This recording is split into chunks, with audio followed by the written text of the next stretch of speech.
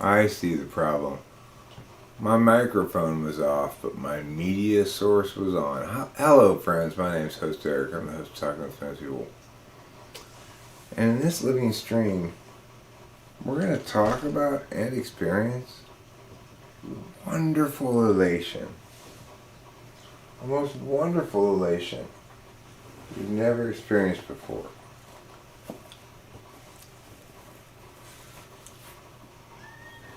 I've got on my Einstein hat, so that means tonight I'm twice as smart as usual. The sum of the hypotenuse. That's how you sound smart. As you see, I've invited my fish along tonight. Maybe I should put them between you and me. Oh, that makes a little more sense. I can take some of this couch away.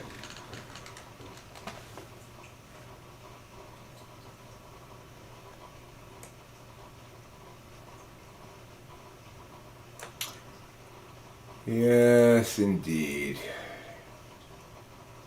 What a long, strange trip it has been, as per the immortal words of that horrible, horrible band, the Grateful Dead.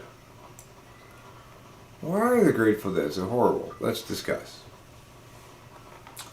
Well, one reason they're so horrible is that they don't seem to think it matters if the song's 1 minute long or 50 minutes long. So, okay, you need to have a vision, motherfuckers. Being on acid and jamming out is not a vision. That's the exact opposite of a vision. That's called a cop-out. It's called cheap and easy. I'll tell you what's not cheap and easy. These wonderful boxes that we got in the mail. I got in the mail from Winston's mom. They contain treats in them, which we ate already. But aren't these nice boxes? These are good platforms for the kids, you know. You can stand them up. Well, this is blue. It looks black in the green screen thing. Oh, hi, Winston's mom. Thanks. I was happy to get such good footage of Lilu. Kind of a pain in the ass getting the camera all set up to get some fish stuff, just because I wanted to test this green screen thing. But turns out I already have the capacity to do it. I thought I was going to need to do it on my phone. I can actually produce shorts on the computer and get them to my phone and upload them as shorts. I discovered today. I learned a lot today of different little things. I put in the TE hair pulling BFery that is trying to figure out how to use the green screen on the phone. So I got this app, right? I bought this app called, it was like $4.99 or something. It's called Production Master or something like that. But the thing is, all the functionality I want aren't possible on my phone. So you gotta have like a super good phone for that app to do the things it says it does, you know? I don't have that good of a phone. So I actually told Google Play I wanted a refund. You're the best, Winston's mom. I don't know, you're so good to me, I don't know why, but I appreciate it. This is about a 17-second loop, I think, of the fish swimming around, but I got it playing at less than full speed. So it's like 50% speed or so right now. It probably takes 30 seconds to get through this loop of fish. I might change it out for my other fish. Alright, second, I don't know. It's possible. It's not impossible. So I got a lot done tonight.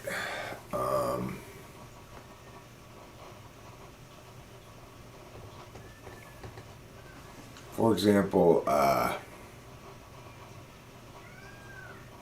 figured out how to get a short made with the kids and the green screen using my existing apps and Google Photos to take it back and forth to my phone. Okay, that was kind of big, and that was kind of a labor-intensive project.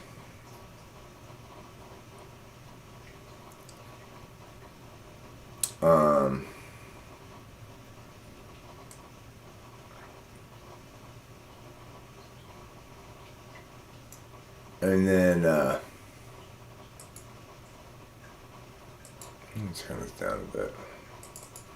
It's a little hot.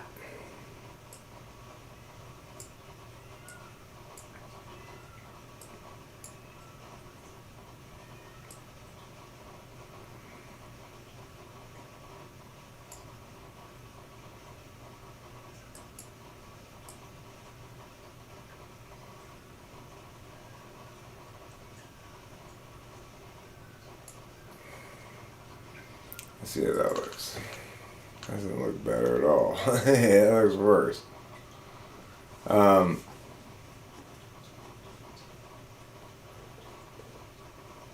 Will you stream for a while, and should I shoot off an email to the Network 9 of working title in progress? Am I going to stream for a while? I don't really know. It's hard for me to say, but I do anticipate streaming for some time because I expect this will be my last, well,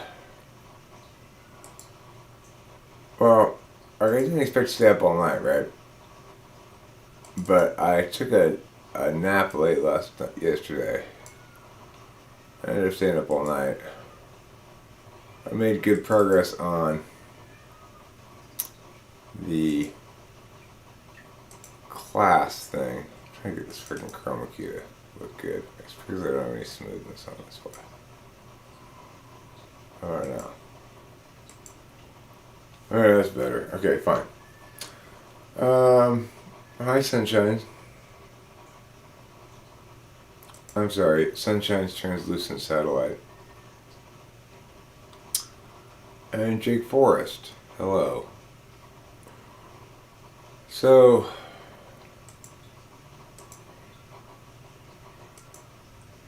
before I turn it into a video, I'm going to have this information presented in nice circles, like as part of a larger idea map to go back and forth between. But I guess I'll show you guys what I did tonight here for class number 1. So obviously, anytime you're teaching something like this, especially, you really got to start with some terms. So I started with basically the framework for the meta framework, which is to say definitions we're going to need to know, or terms we're going to need to know, and definitions we need to have available to us in order to talk meaningfully about frameworks. Perhaps those couple of you here can give me any constructive feedback of the sort like, that's not clear, or give me questions or something.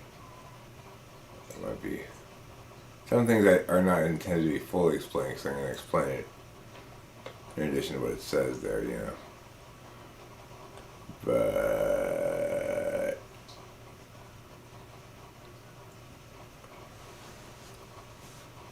come on, there you go. Oh no, no, no, no, no, no, no, no, no, no, no, no, no, no, no. I got too many apps open. Alright. So, terms. Locutionary. Locutionary data is made of words people say out loud and the meanings that the person hopes to convey. This links to affect. Illocutionary. Illocutionary data provides information the speaker doesn't intend to convey. Information that stays entirely on the illocutionary plane is inaccessible to the listener. Personal. My personal frame is about me. Your personal frame is about you. In selling this class, I might affirm impact under one kind of personal frame by presenting credentials, experience, skills, resume stuff. Or I might explain how my nature works to make it inevitable that I teach this class well. In the latter case, I'd be making a case regarding aspects of self that don't explicitly link to my experience. For instance, since I have a case already right there.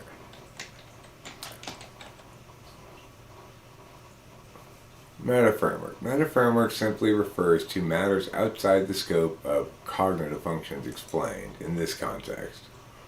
So when I discuss why it matters that cognitive functions be explained, I'm establishing meta-framework arguments. Learning framework is a synonym for pedagogy. We'll discuss possible approaches to studying the material and why certain approaches are preferable given the subject of study. This lesson will also be prescriptive, advising students regarding how to approach this class to maximize positive impacts for you. Framework. Framework is literally making a frame. You can make a frame with three kinds of objects: observations, definitions, and criteria. The first of these establishes axiomatic matters that are so observationally or intuitively correct that no warranting is needed or desirable, such as the sun rises in the east. The second, definitions, constrain the argumentational ground. So, in order to know what we're talking about, we have to excise that which is not attention, for example. The third element, criteria, explain what qualifies as success or failure. I guess that should agree with the subject. Note, these definitions we're looking at now are part of the framework of the meta-framework. By establishing first what terms mean, we can discuss other framework issues purposefully. Argument. An argument is the warranted claim of a significant impact. Flow. The flow is a usually imaginary sideways piece of paper on which all the arguments made in a given rhetorical or dialectical exchange are recorded. Warrant. An argument's warrant is the reason provided to justify it. The warrant says, here's why you should agree with my claim. Example, speaker, eat oranges for good health.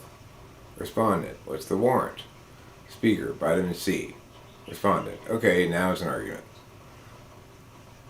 Impact. The impact is why a given claim matters. For good health is the impact in the above example. Impacts in abstract models, like what we're doing here, tend to simply be uphold, call into question, or falsify.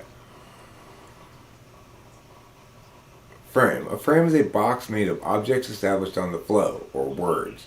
At minimum, these objects must include ground constraints, that's definitions, and one criterion. The frame may also include observations and additional criteria. Discursive work requires that we make explicit the frames under which we are operating. Note, every communicative exchange is framed by both parties, but almost always in the regular world, both parties won't distinguish between frame and case-level clash. Paradigm. A perspective or set of arguments that functions as the metaframe for an individual, a performative event, or an intellectual movement. Psychology. The study of human similarity and difference. Personality. Those aspects of an individual that don't change. Universal. When I use the word universal, I'm referring to non-personal identities. This means external patterns and observations. As a cost, information gleaned through personal experience is sacrificed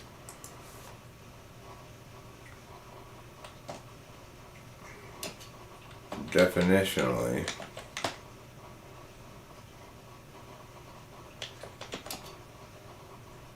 in the universal.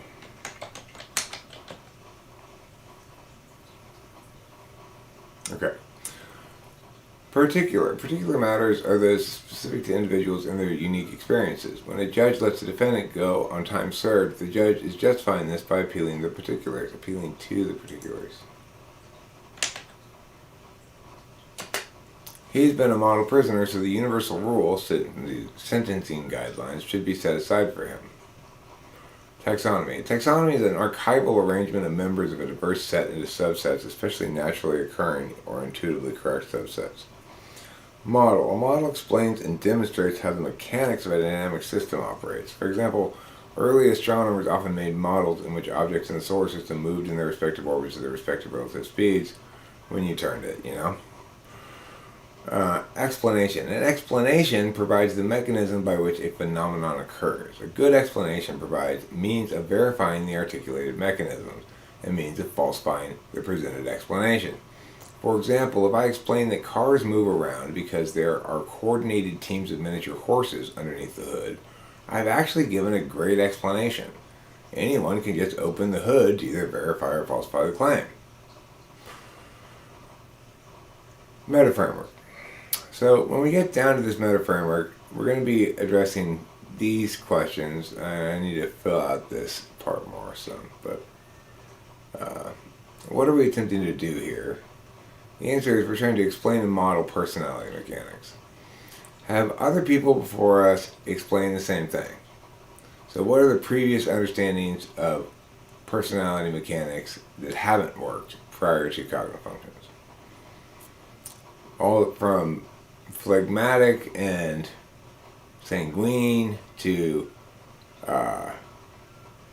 hedonistic versus stoic, there's a lot of different things you can reference there. And so this is the kind of thing that requires slides to go through, right? I'm going to make like a, PowerPoint thing. Number 3, what explanation makes the status quo paradigm? So, is there a single explanation that comprises the status quo paradigm? Well, there always is a basic norm that is implicit, or even if nobody's really making it explicit, and that's what we have now. Are there alternative intellectual approaches to personality besides explaining it? You can describe it, you can prescribe it, which is to say, here's how to be the good kind of person. Or you can take an anti-map approach and say, all attempts to define individuals by universals are bad because you don't know me and you can't fit me in a box. Then 5, how different approaches impact our understanding of people. Or different frames, I guess. I say approaches here, I don't know. We're defining all those terms I gotta use when I didn't define. Like a big dummy. Our different frames impact our understanding of people. Normative matters, which is to say, basically, self-concept stuff, right? Like,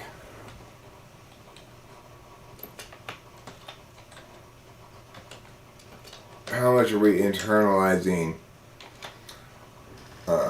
norms that are genuinely good universally? How much are we internalizing norms that are good for us because they happen to fit?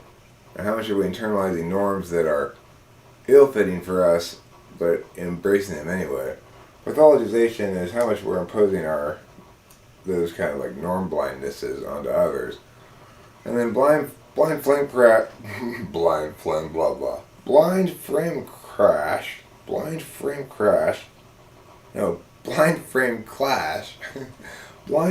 clash is when two people who are unaware of framing clash with each other and can't or aren't distinguishing between frame level clash and case level clash, and so have no chance of ever resolving anything. And that's basically the norm that we have in the world. So then I guess, it's like 6 for meta framework is Fear not. We have the answer, and that's the end of that section. All right, fear not. We have the answer, but don't despair. The answers are all forthcoming in this wonderful class.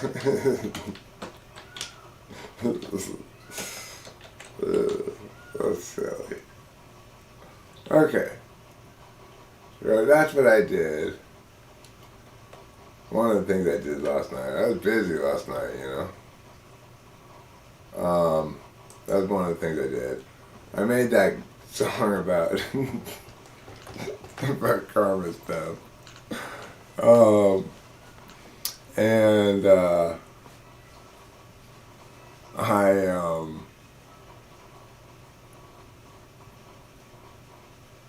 I'm so happy to hear that, Sunshine. Thank you for affirming my work on the project. I appreciate it. But like, to do it right, I gotta get some of those nice looking circles. You know, what does OP have going for him? What does objective personality guy, Dave Superpowers got going? Let me tell you, it's pretty straightforward. He's got some colorful circles that I am lacking, okay? And so I'm learning now the power of colorful circles. They're very important. You have to have a circle, and you have to have something inside of a circle, and then people go, now I understand. It's in a circle. I never knew how powerful circles were. But now I do, so I won't make that mistake again. I won't get fooled again by ever listening to The Who. The most way you can get fooled in life is by listening to The Who.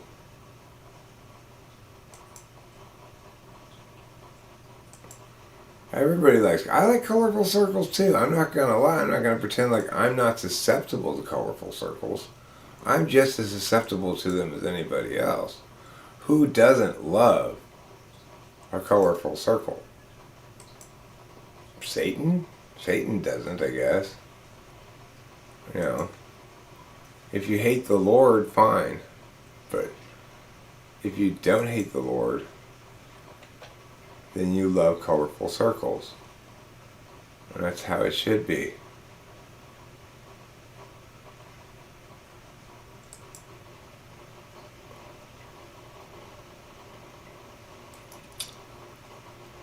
Don't hate the Lord and make the whole world cry.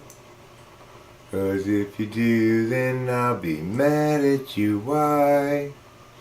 Because you made the whole world cry for no good reason. And that is treason in my eyes.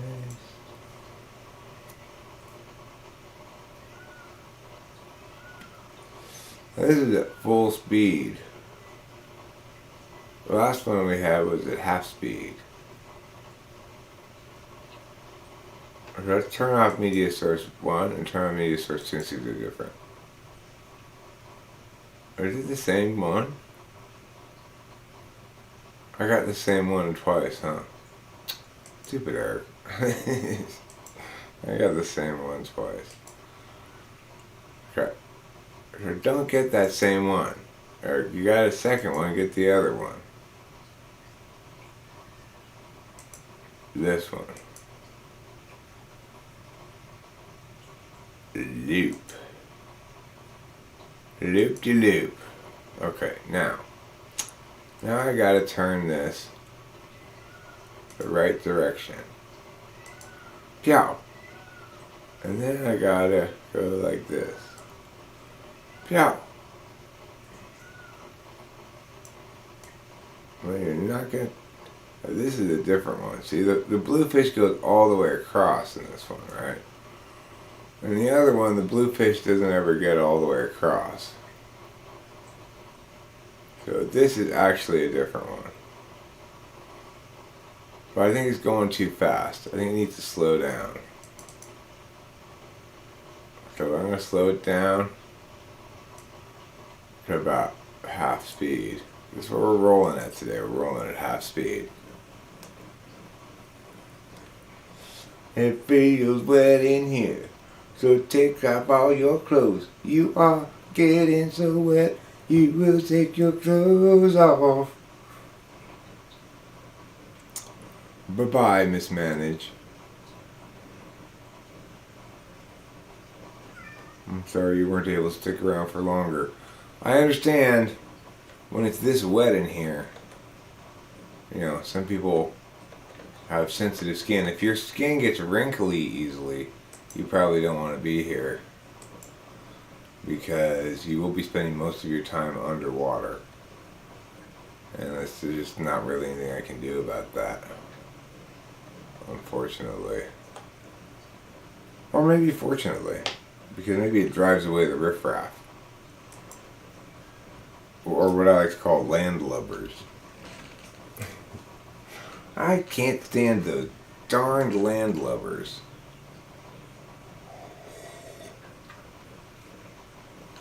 As we've discussed before a long time ago, there are certain categories of things.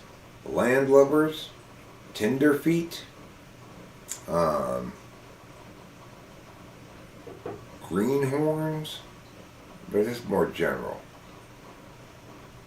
No, I just can't find any hat that I want to wear without standing up. Whereas I didn't have to stand up to find this hat. But you know what? Fuck it. I'm definitely not in a police mood. Well, I don't think I'm really in this mood either, but at least this is the truest hat I own. When I'm like, the police hat is kind of a lie hat, you know. I'm not really very police-like. But this hat is not lying. Oh no. This hat is screaming its truth from the rooftops for good reason. Because its truth is so true and powerfully so. Namely, I am sexy AF. Yeah, hats can lie, but this one's not lying. If you were wearing it, it would probably be lying. But with me wearing it, it's perfectly safe. You don't need to fret.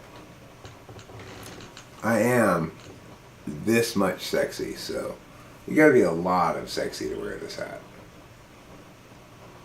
I got it in Kansas at a gas station.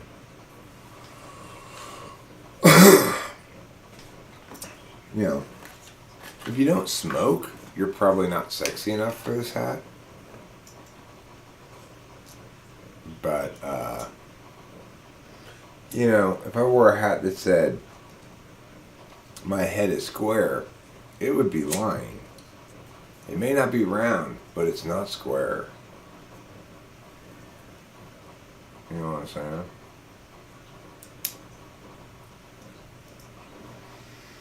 If I wore a hat that said, three-way ketchup will never sell, that hat would be lying. What's not to love about three-way ketchup? It ketchups, it sauces, and it's a dipper. Hi. Hi there, Loud Cat. Is your name Loud Cat of the North?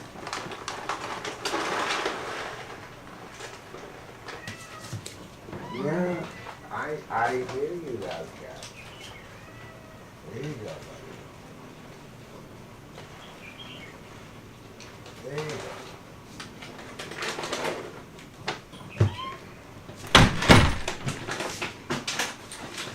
Oh, that trouble. He's such a hoot, as they say, in the owl aficionado community. I don't know if you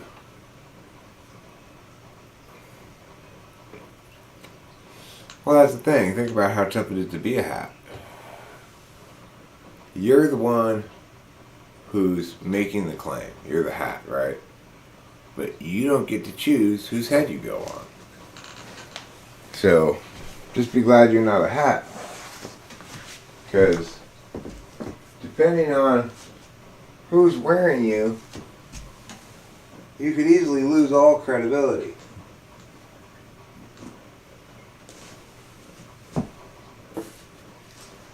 I'm going to go safe and easy with this hat. This is Rachel's hat.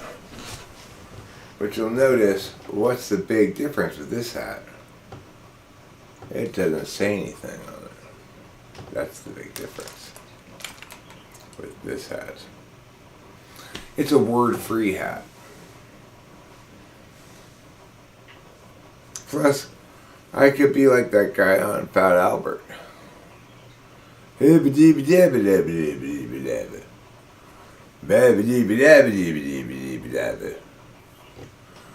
did he talk like that, I wonder? Nobody could understand him.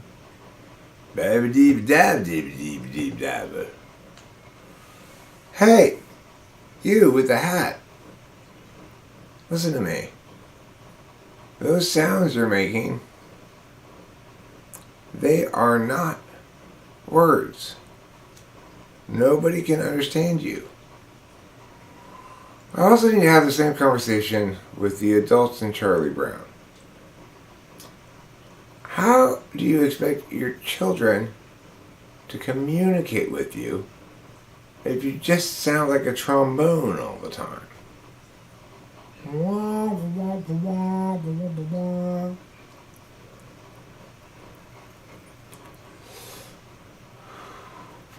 Are you communicating in some sort of subtle trombone code?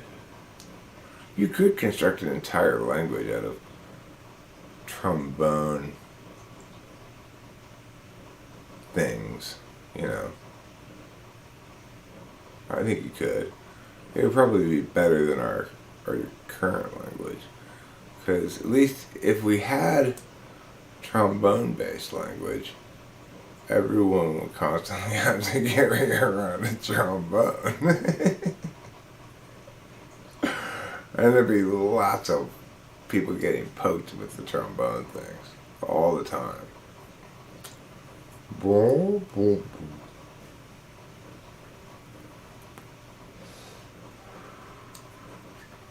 I never had that kind of relationship with my daughter. I don't know. It depends on your type with your type, like your inner type with your kid, as to how you interact with them a lot. Because a lot of the ESTP, she and I were just two on the same page. This should be the hat question in type sessions. This should be the hat that's in, that the other hats are contained within. This is the bucket hat. Don't be a bucket hat. Bucket hats are held in contempt by everybody.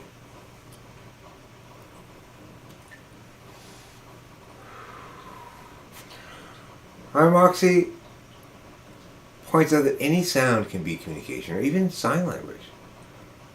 Which brings to mind, of course, a current enthusiasm of mine, a project I've spent a lot of time thinking about. Only 3 ways to learn, the Helen Keller story. Having no sight, she can't learn with her eyes. Having no ears, she can't learn with her ears. She's reading a Braille book. She's got 3 ways to learn. She can touch something. She can smell something. Or she can taste something. And as she's reading her Braille book, and in her head the words going along in a nice British accent. And then the gentleman removed from his trousers the penis. Penis, what is this? Well, you see, Helen Keller only has 3 ways to learn what it is. and she was seeking a volunteer to provide her the object in question, which she's not sure what it is, to so that she can feel, smell, and taste it. At the end of the film, she realizes, oh my god, I've just been giving people a bunch of blowjobs. And she's a little embarrassed. That's how she got the nickname Chicken Head. Yeah. Little known fact from history. Helen Keller was actually the first person who was deemed Chicken Head. She originated the slang term. And it was because it was, she only had 3 ways to learn.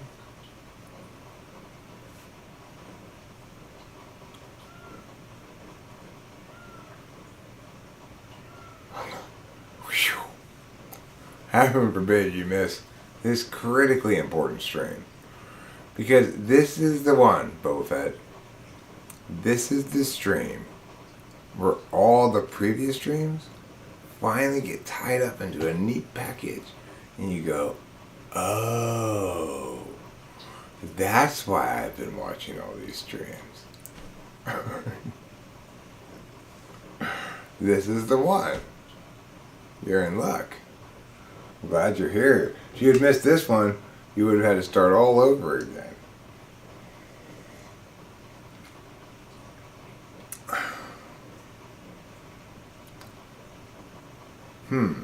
Okay, so here's the deal. I am going to have to make another pot of coffee. It's true. It's sad, but true. So, I'm going to have to ask you something I haven't asked in a while.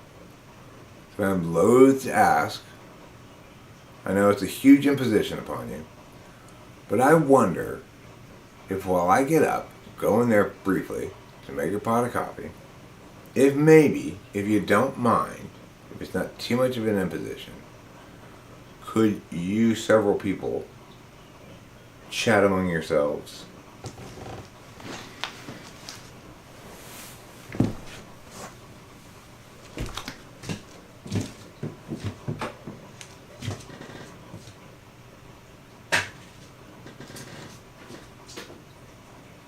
If the burden of chatting among yourselves becomes too overwhelming,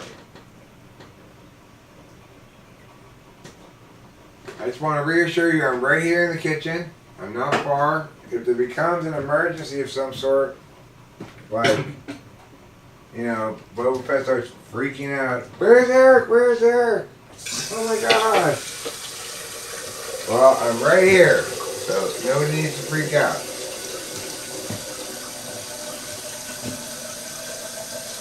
You can hear the water. That's me for putting that water in the pot there.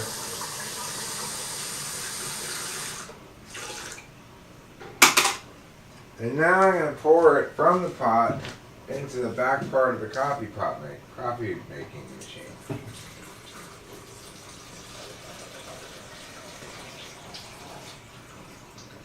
You may even be able to hear the water pour. Now it's all poured. So, next, I have to take this thing. This is the old coffee filter. You'll notice it's not a coffee filter. It's paper towels. Why? Because paper towels actually work better than coffee filters. With coffee filters, you often get some grounds in your coffee because they don't go up all the way to the top.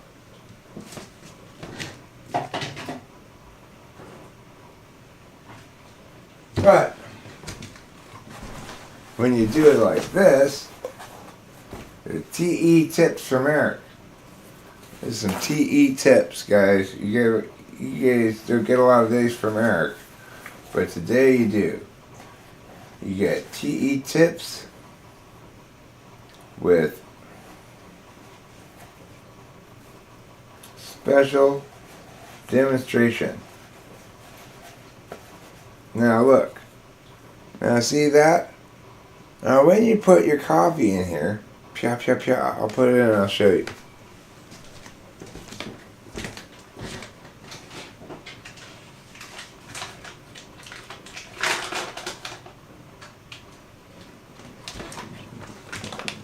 Okay. So, look. First of all, if you happen to have stupid ass Starbucks coffee, don't put 2 scoops of it in. It'll be too strong. Okay? Not a good idea. You just want to put 1 heaping scoop in, like this. Maybe a tad more, if that wasn't that heaping.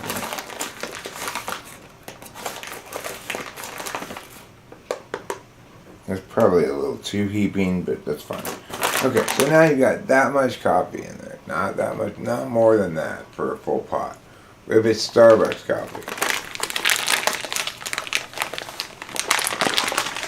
If it's chock full of nuts coffee, or a Folgers or something, you just put 2 scoops of coffee in.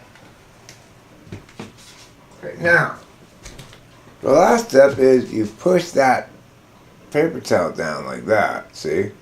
So now that's a nice little package. Nice little package of coffee. You're not going to get any grounds in your coffee this way. No, sorry, Bob.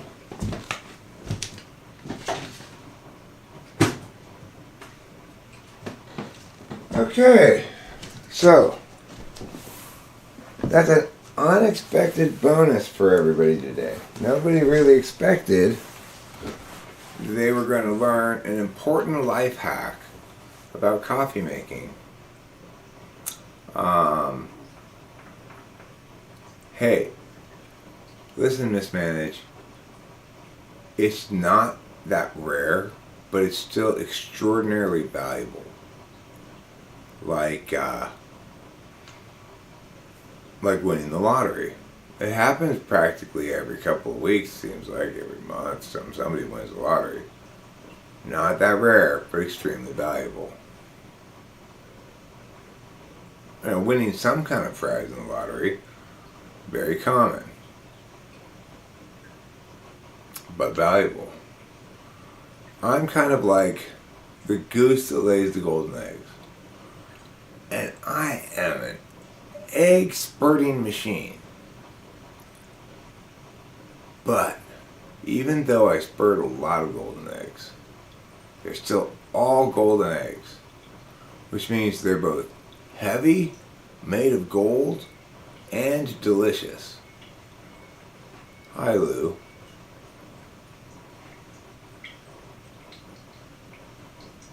I am a golden egg laying goose.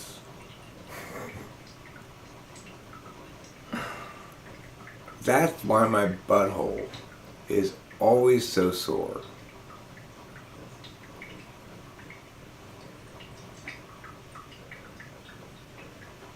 Right, it's like winning a picture frame in a bingo contest. It's still winning. Yeah.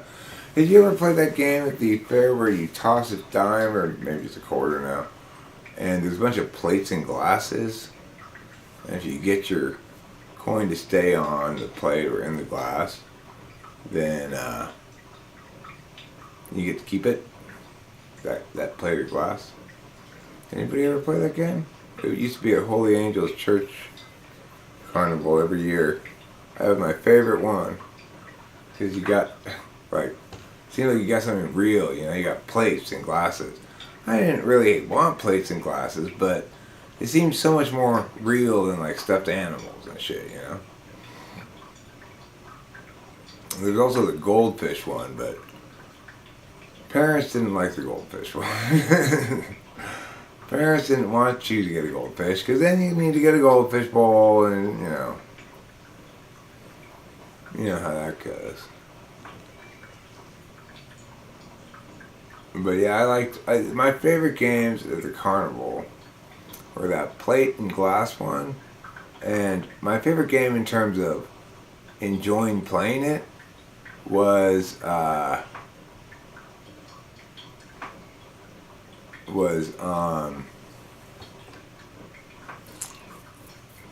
shoot the water into the clown's mouth, make the balloon blow up. No, they had a lot of different glasses, and like back when I was a kid, there were a lot of ashtrays. There were glasses that had, I don't know where they got it all from. They had glasses with like company names on them and stuff. Probably people donated them. They had different kinds of plates. I don't know where they got it all from. I was a kid. It never even occurred to me where they get all these plates from. You know, that never occurred to me to think about that. Where did they get all these plates from? I don't know where. But I liked that game because it wasn't that hard to win something. But I guess the plates and glasses weren't that worth very much because, you know, you throw 3, 4 coins, you're sure to get something. It's sure to land them. They got plates and glasses all over the place. You just toss it up there and it bounces around. You're like, ah, I fell off.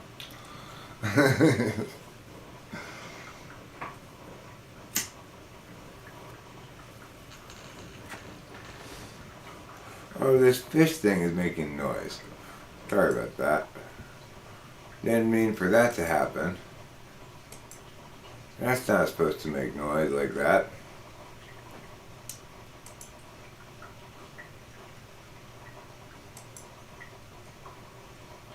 Do you know what I'm saying? Yeah. Alright, I'm going to play this fun song real quick. It's less than 2 minutes.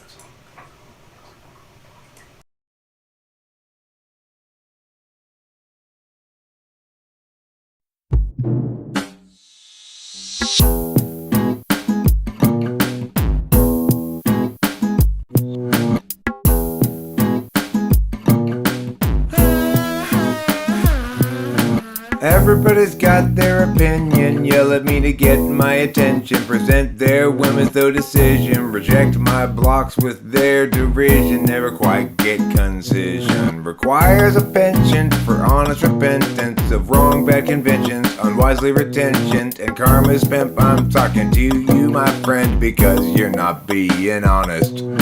I'm sick and tired of people leaving comments, saying shit that makes me wanna vomit.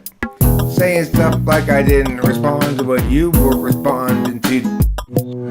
But hey, timestamp or leave me a clue or give me any kind of cue, like maybe quoting me to you would be a good opportunity for you to specify what you mean, motherfucker. I'm sorry, I don't want any more of your self-important bullshit. I know I offend your sense of equality. I'm special.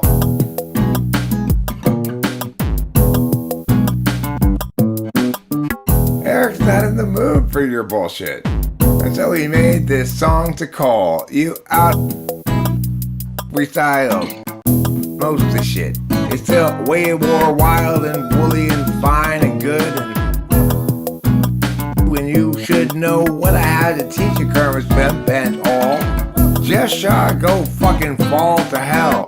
Your bullshit is so rank and stupid. I don't know what to do with it. It makes me want to poop in your face.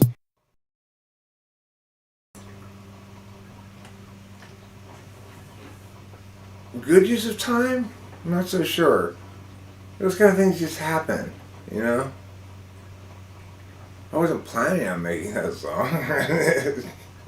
I wasn't even inspired to make it except for a general sense of like, Because like, not Jeff Shaw, but, what's his name? Karma's Pimp leaves this comment saying, oh, well, I was commenting about something else, and you're not responding to what I was commenting on. But he just leaves a sort of general comment on this video about FITI. Naturally, I conclude he's commenting about that. And then when I answer him accordingly, he goes, oh, no, I was talking about this little specific part someplace else or whatever. Well, then fucking timestamp it or something, for Christ's sakes, you know?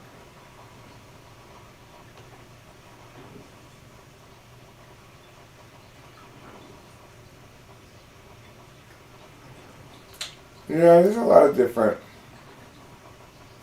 threads of a lot of different stuff in most of my music. It's kind of, I hear occasionally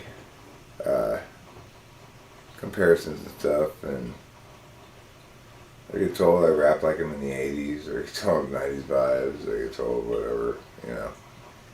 It's just, at the end of the day, it's Eric Rock. And it comes in a lot of different varieties, actually.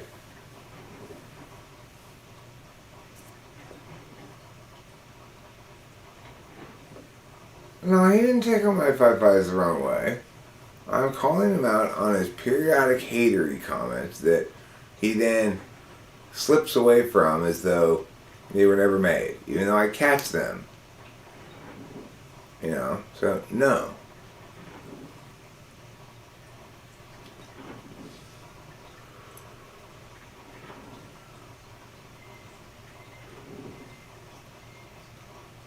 I don't have that document. I mean, I might.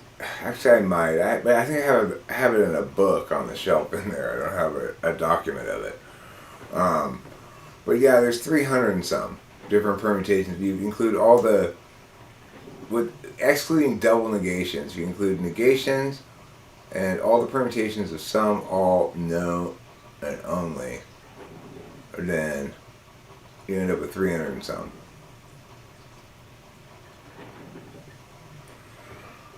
I mean, some of it kind of fits into categories, I guess. I think that's partially my problem, is that I don't really fit very well into any category. I'd like to think I make some pretty good music, you know. I'm pretty proud of Windy Whippets. I think it came out pretty damn good. And it's produced really well. It's like my production skills are still a little hit and miss, but the reason I was able to throw that thing together tonight so quick is because I was just digging around in the idea pile, and I opened this thing called Meow Beat. I think it was titled something really informative like Meow Beat, right? Of course it was. So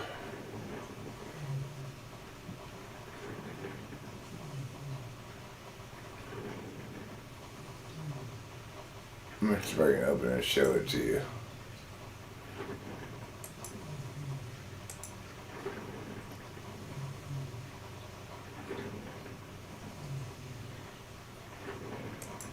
Huh.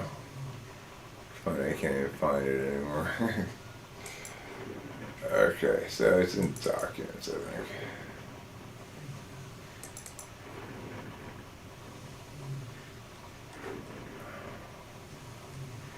Date modified.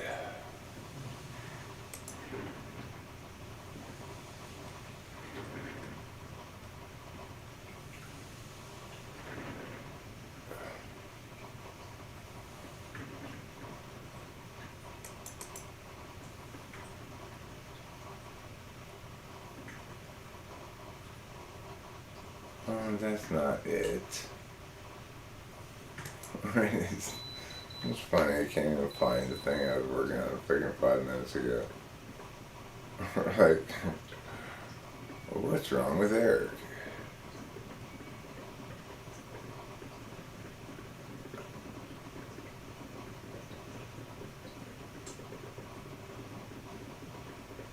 Alright, let me look to let me see if I can find it in the folder thing where I go to quick access.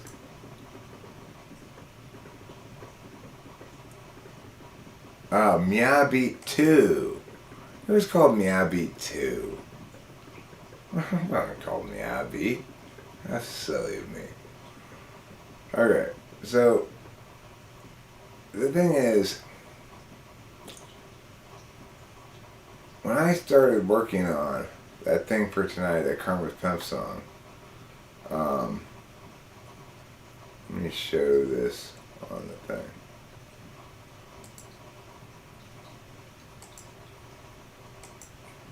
I started by opening randomly something called Meow Beat 2. too to see what it was. And it was this beat I had made in LMMS, and I had already done all the mixing on it. Like, I had mixed it in LMMS. I had panned it. I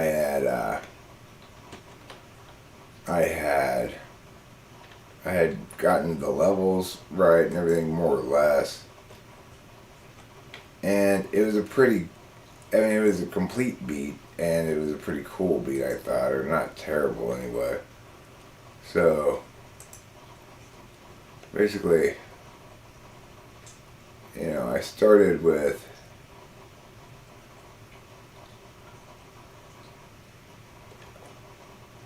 this, and you can see there's a lot of stuff here.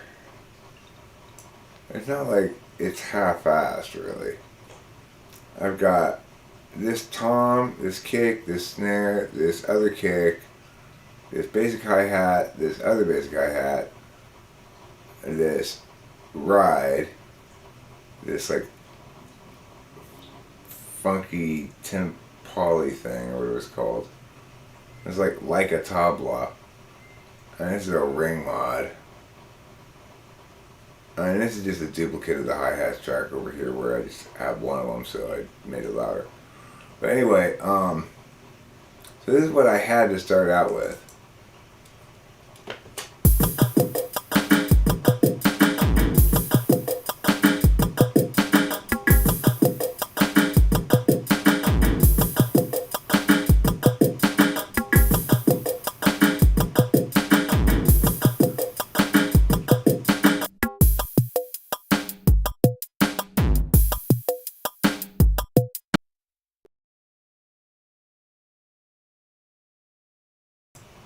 So I started out with that.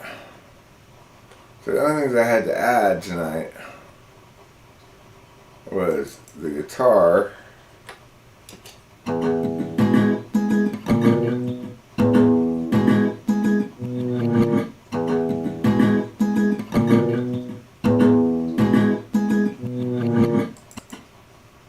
then the bass, which isn't much to it.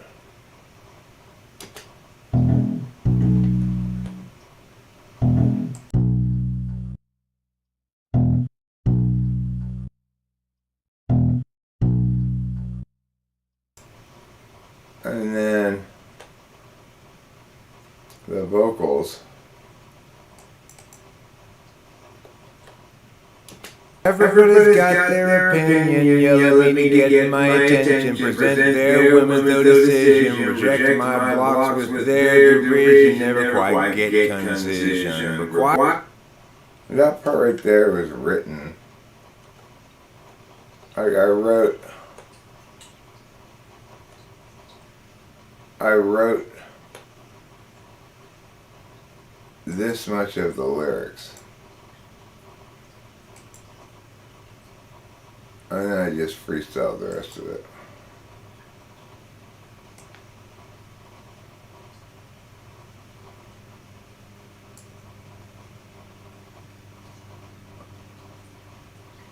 So it didn't end up being rapped exactly like this, but everybody's got their opinion, yelling me to get my attention, presenting their whim as though decision, rejecting my blocks with such derision, though never quite getting that concision, requires a penchant for honest repentance of wrong-bad conventions, unwisely retention.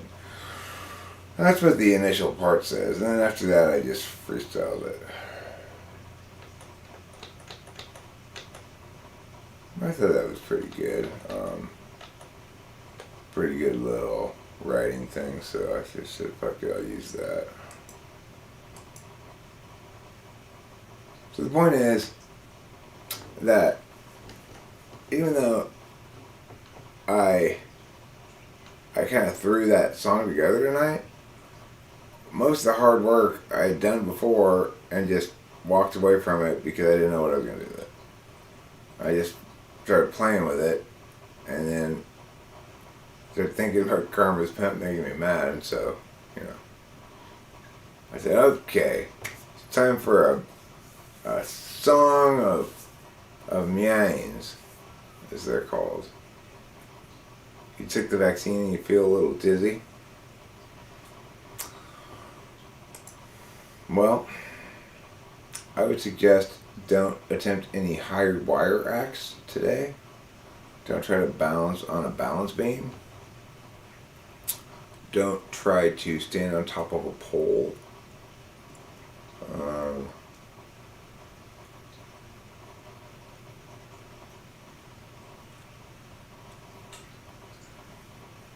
Just generally don't do things that require a great deal of steadiness.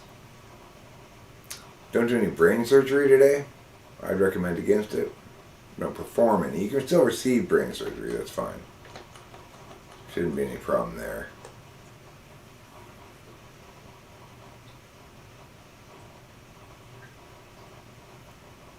Good afternoon. Oh, thanks, Ludife.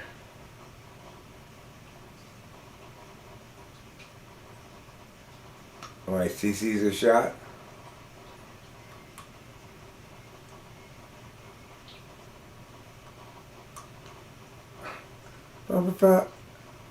What the fuck do you think I do? I go through every single one of those drum hits in LMS and change the velocity. I go over every single one and nudge it down or up so that there's a natural change in dynamics so it sounds more like natural drums. I do exactly that. It's like you learn something that somebody might do wrong, but you didn't learn to listen to see if I was actually doing it wrong.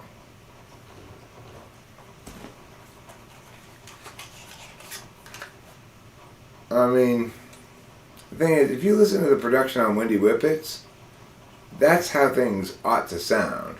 Or that's getting close to sounding like shit I listen to that I go, wow, that's well produced. That's getting close. I'm getting there. The key things in production actually link down to mixing and mastering. So here are the most important.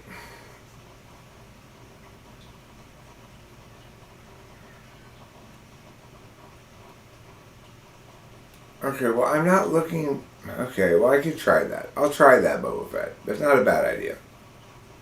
I've not tried that. I've not tried to get that.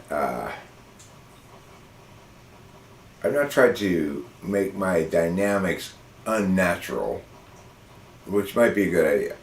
So, I'll try that. Thank you for the suggestion. Now you made a point that I can sink my teeth into a little bit. My birthday is tomorrow, yeah. So as far as mixing and mastering goes, I've learned a lot of what you might call rules of thumb, things to make it a little bit easier. And number one,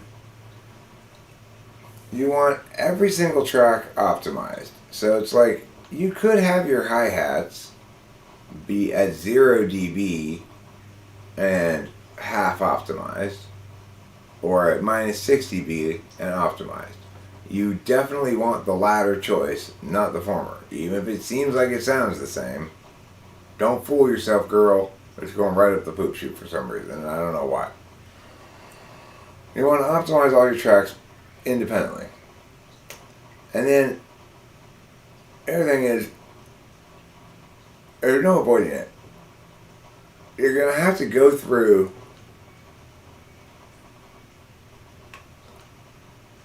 instrument and vocal tracks that are recorded live. I was eating popcorn earlier. I got this piece of popcorn in my teeth. It's bugging the shit out of me.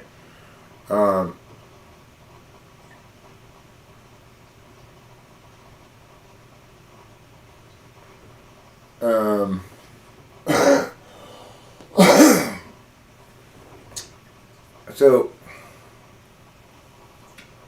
you're gonna have to go through and manually compress basically your vocals and your instrument tracks. That's to say, there will be some bits of it that are too loud and some bits that are too quiet, and you're not going to be able to use an overarching compressor to handle all that shit without getting too compressed sounding or leaving things under compressed in some parts. So the more you do it manually, the better the compression is.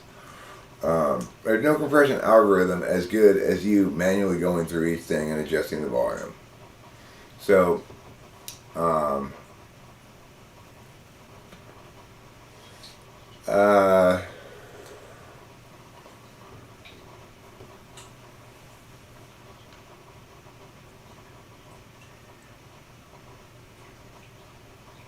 yeah.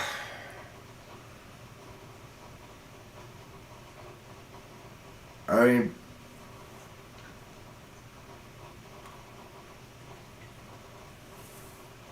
volume's tricky like that, though.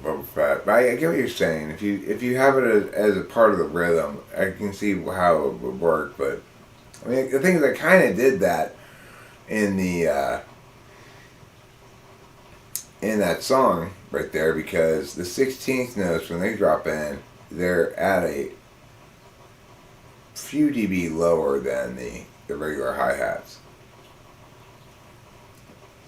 So it does have that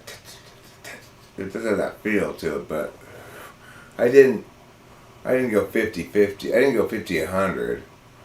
And remember, I'm not once I get things out of LMS, I'm no longer using those kind of MIDI velocities. I'm actually editing the wave file.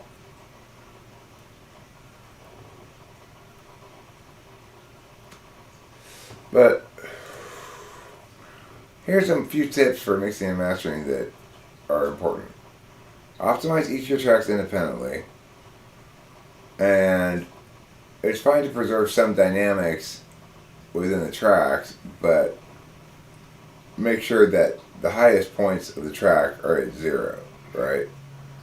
And then you don't want too much dynamics. You're going to need to compress some, but you want to make sure that when you compress,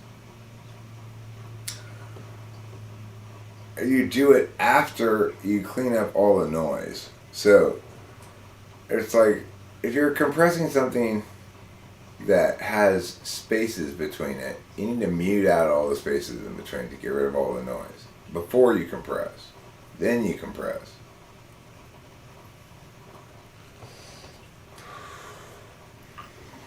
And the other thing is, after you've done all the compression and gotten the levels approximately right, then you want to EQ so that there's space for things. So what I have now set up are, I've got a bass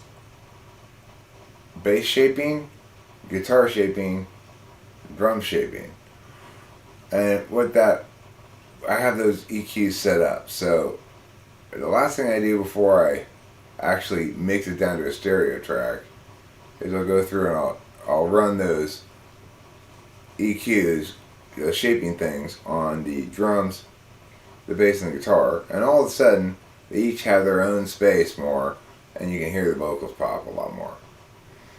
So that's an important thing to do. Then, when you do mix it down to a stereo file, if you've done a good job in mixing, the mastering process shouldn't be very involved. When you master, you want to, instead of compressing, you want to limit and optimize. Limit like to minus 1.5, then optimize to minus 0.5. Then limit to minus 1.5, then optimize to minus 0.5. You do that until it's looking fairly square.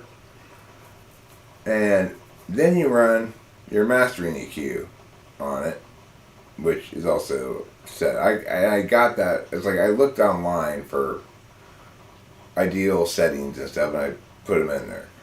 So, and it sounds great. It sounds good. I was pleased with it. So, and then what you got to do if you really want to be happy with your final product is you got to listen to it in a variety of settings and make sure that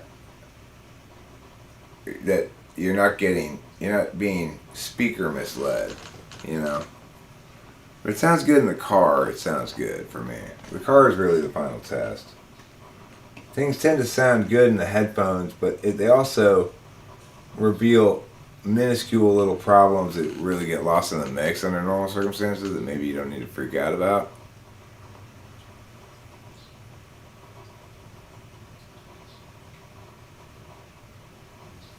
But when you're done mastering, your track should be, when you put on a track that is like a professionally produced loud track, and then you put on yours should not be quieter than it.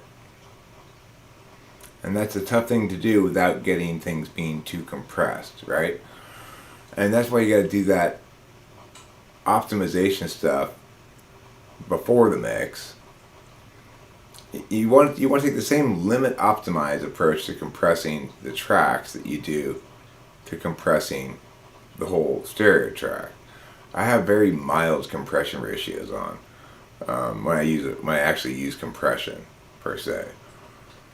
The issue is, of course, it always brings up the noise, and it gives it this weird kind of pixelated sound if you compress it too much. And the worst thing you can do, this is a mistake I made so many times, is overcompress the hi-hats. Then you're just stuck with that forever. And it's just like, oh, why did I do that?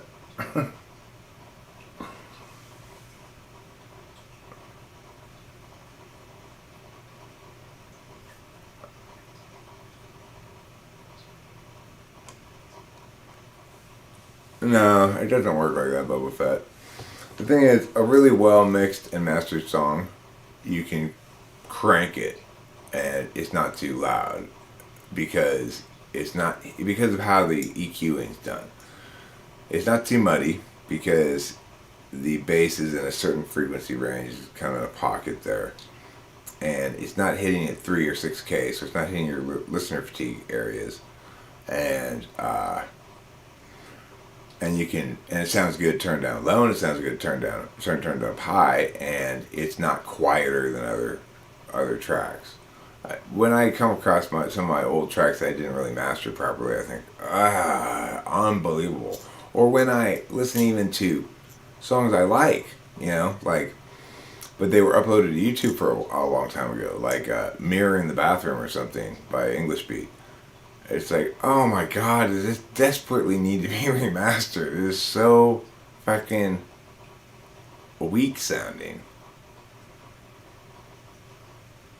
Then when you hear the remastered ones, it sounds great. By the way, has this music already been posted? Yeah, I put it up a little while ago. It's called, Ew, Karma's Shaw. I was mad at them. Now I'm not mad at them anymore. Because I made a song, so game over, Once I've made a song, then all you get to do is just sit there and reflect on what you need to learn.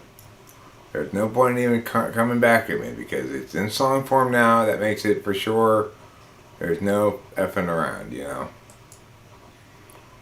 Once I've critiqued you in song form, that's the end of the argument. You've lost the argument. You've compelled me to critique you in song form.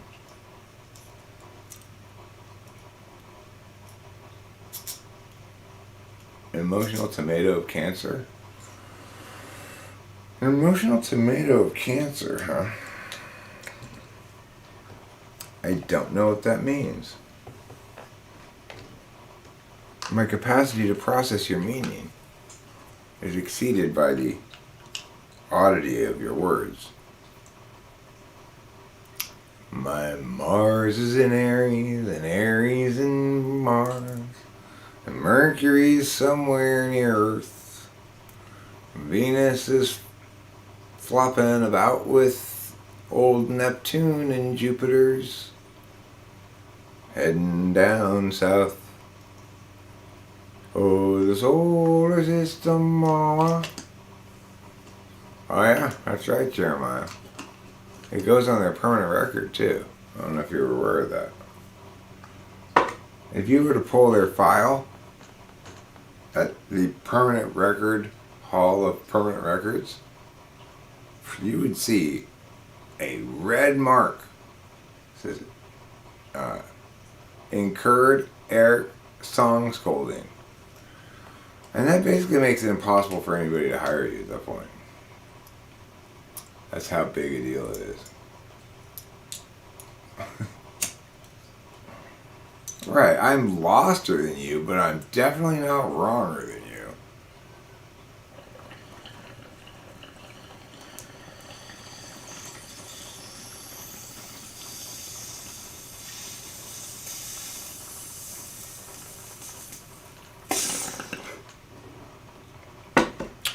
I don't feel particularly lost anymore either, actually. I felt lost when I wrote that song. But I don't feel lost anymore. I get that it plays well on FE grounds, you know. If you really want to get people to respect and listen to you, you have to reveal to them that you're human and vulnerable too. That you're a compilation of weaknesses, strengths, failures, successes, like everybody else, you know. And I definitely am that. And one of the ways in which I fail is on FE grounds, you know. People think I'm a braggart or arrogant or whatever. They think I toot my own horn and or don't respect the equivalent intellectual vigor of others. And they're correct in that. I don't respect the equivalent intellectual vigor of others because I don't see it. In general, with some exceptions, you know. And so that's true. I can't really deny it.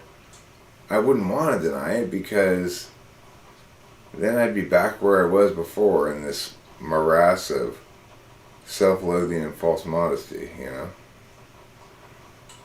But I get that it doesn't play well. I don't know what to do about that. I could be cooler about it. Like, hey, no, guys. We're all wonderful at everything. Everybody's great at everything. You're great at everything, and you're great at everything. You're great at everything. Everybody's great at everything. And isn't that great? Isn't that wonderful? That we're all so great at everything.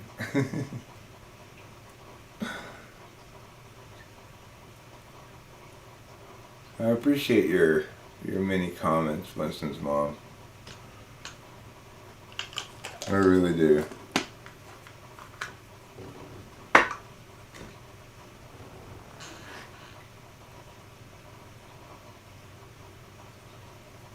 Especially on the Mindy's Club stuff, which doesn't get much commentary, you know.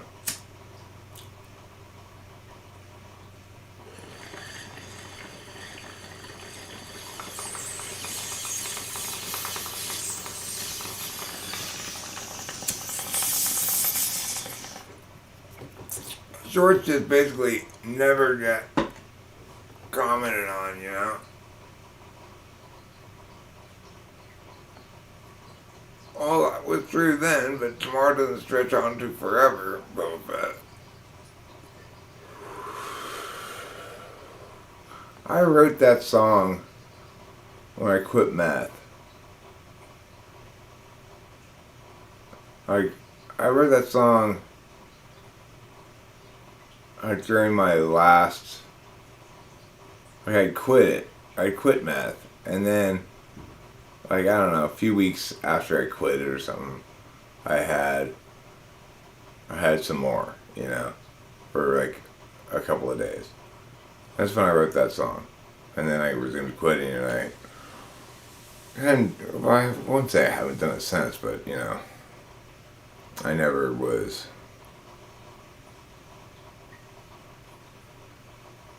like a meth addict again like that, you know.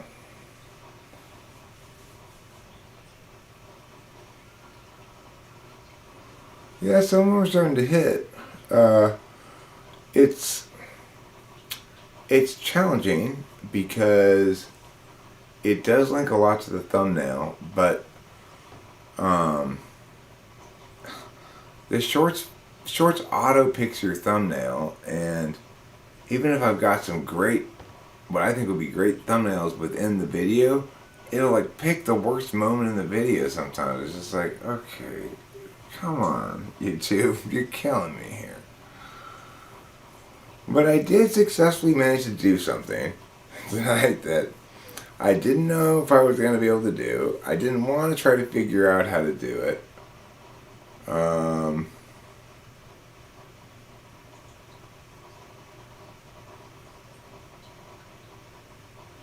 Oh, that's totally wrong, Jeremiah Fix. I don't overall regret my time doing meth at all. People forget the power of practice. I spent a lot of time practicing a lot of stuff. And that practice didn't go away. The skills I learned didn't go away. The creative arc didn't go away. It just got put into dormancy as I was busy being a drunk. I came back as soon as I quit doing alcohol, and it persisted even when I wasn't doing Adderall. I was writing like a blog at the time about my experience with quitting drinking and stuff.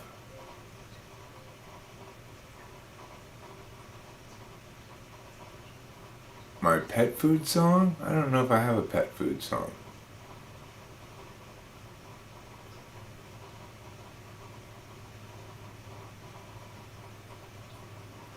Well, at the time, Jeremiah Fix, I didn't really know much about Adderall.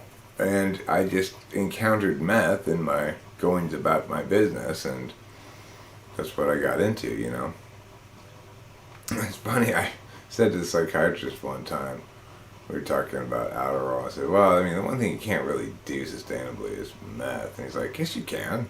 You can prescribe, you know, it's prescribable, and some people do it and need that. And he was quite, like, a staunch defender of meth, which was a little surprising to me because I was like, okay, that's not true, though. Just to let everybody in the psychology and psychiatry community know, there is nobody whose ADHD is so bad that Adderall is not strong enough and they need meth. Okay?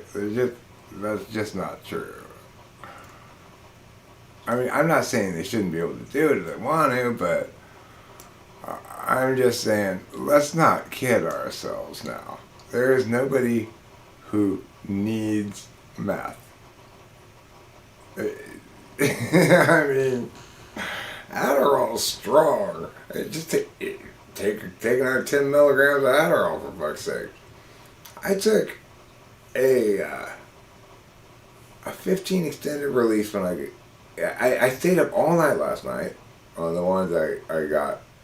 I took like, I don't know, like 40, 50 milligrams total, okay? Then I stayed up all day, all night. And then in the morning, I took another extended release. That was yesterday morning, around this time, about 24 hours ago, okay? 15 milligram extended release. And then I did a bunch of stuff in the morning. I took my mom to get her haircut and stuff. And that was, it worked out fortunately because the lady, the haircutting lady, she was like half an hour late. I assumed that she forgot about us and that was, you know, I think she did basically forgot about us, but we were just packing Mom back to go and give up on this thing.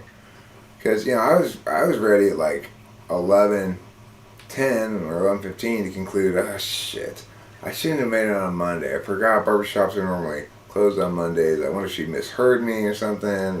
Yeah.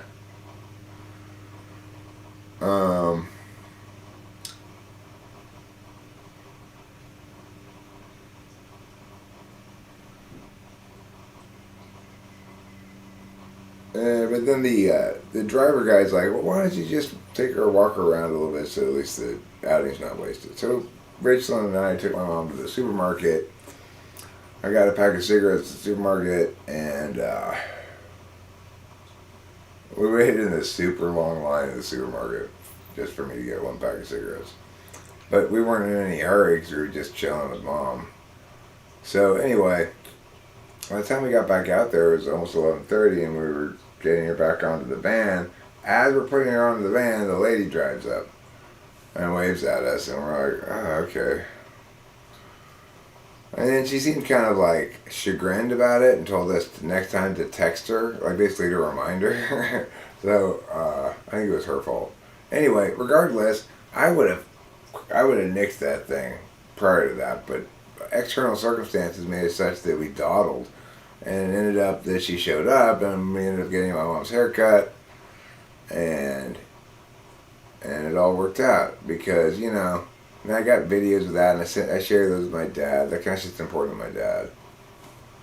So, and I got the barber lady to shave my mom's like chin hairs and stuff, which bugged me. You know, it's like, if you're an old lady who doesn't have your wits about you, or whatever you want to say, then you don't pay attention to the fact that you're getting little beard hairs, and you don't pluck them out yourself, then they just get longer and longer.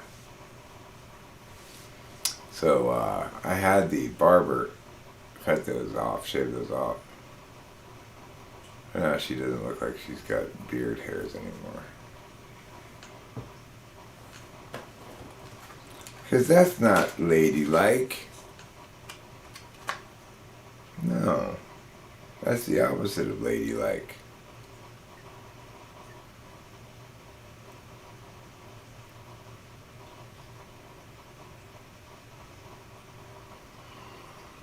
Well, here's the thing. I've written some really good material when I'm highly FI'd. It's true.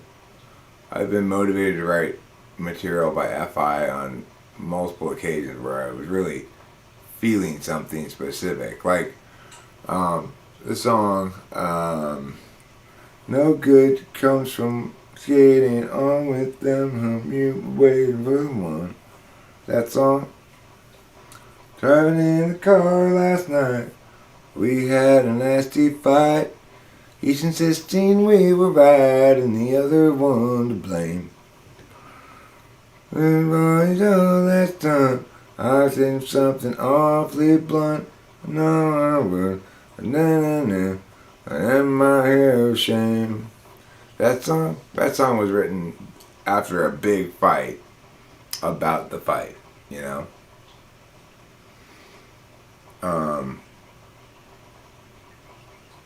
I think Boba Fett, probably why you like that Matter of Mood song is unlike the fight song. And the fight song is lyrically, it resonates with most people because most people have had some kind of conflict in some kind of relationship or whatever. But it resonates as a particular experience that everybody's had at some point. Whereas in the Matter of Mood song, it's a universalist theme of that.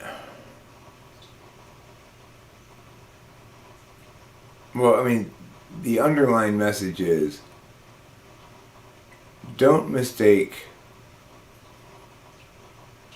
beauty for wisdom, right?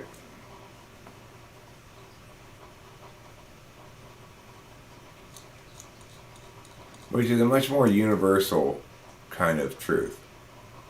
And it distances the self further from the creative process. It's more in I.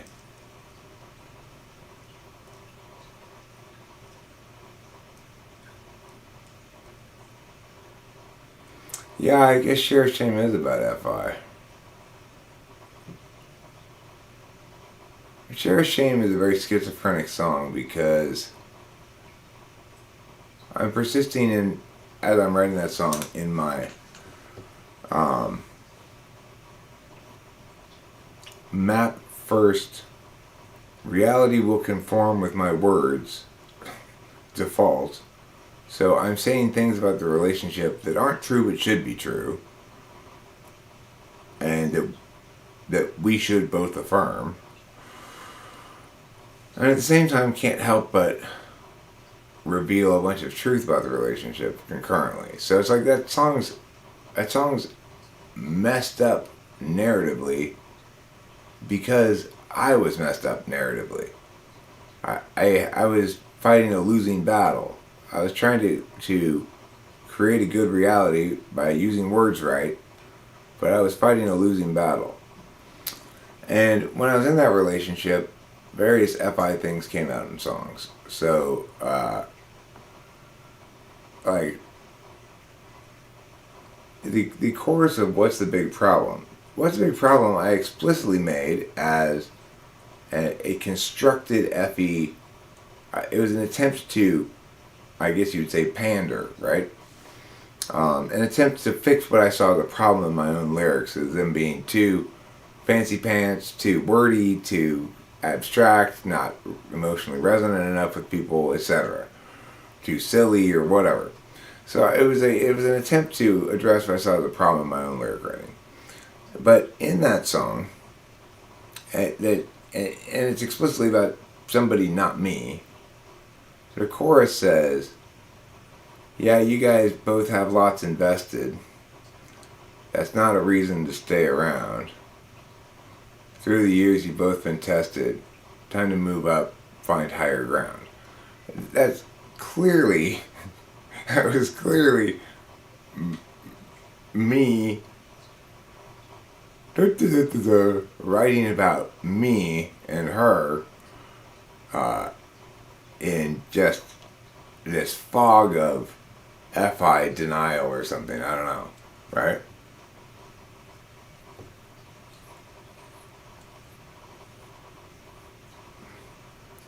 The fact that you ask suggests it must be a bad video. I have no idea what I say in there. I'm sure it's freaking stupid. I have very little faith that it's good, but FI acceptance, not denial. Maybe I'm not sure. I'm confused. I'm instantly confused by the FI thing.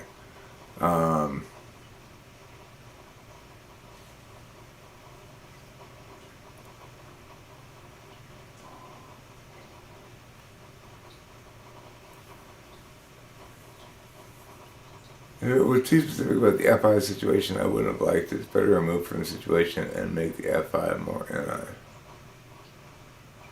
Oh, so you're saying, I see what you're saying, Barber. You're saying on an FI level, I'd accepted that it was true.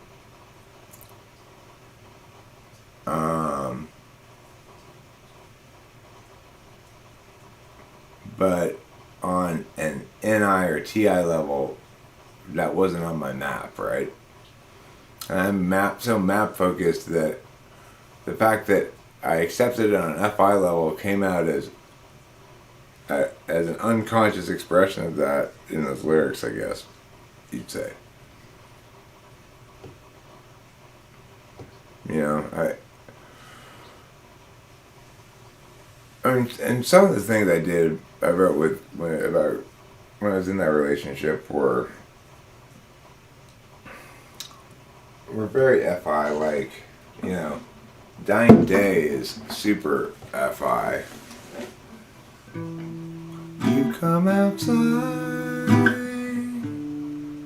your arms are folded, I'm getting scolded for playing again. I wanna be as much as I can in terms of a man you want me to be. I gotta do what I gotta do. I'll include you in everything that I can. 'Cause I'm your man and you're my girl. I mean my woman in this world. You are the one I will be with till my dying day. emotional. That's super FI song, right? The thing that's most FI about it to me, though, is the very beginning. You come outside, your arms are folded, I'm getting scolded for playing again.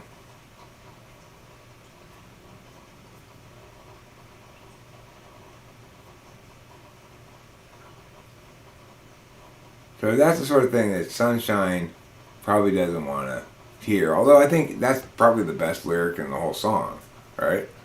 You come outside, your arms are folded, I'm getting scolded for playing again. I think that's the best lyric in the song. Although, you know, the chord, because I'm your man and you're my girl, I mean my woman, in this world, you are the one I will be with till my dying day. Those are pretty good lyrics, I guess. They're alright. Ew.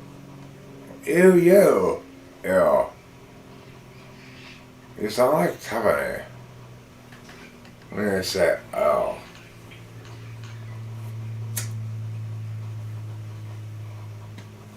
So, the reason I was trying to figure out how to get the green screen to make shorts involve the green screen was because, really, I have this idea that I want to do. It sounds funny to me. But I'm gonna need a green screen background to make this work.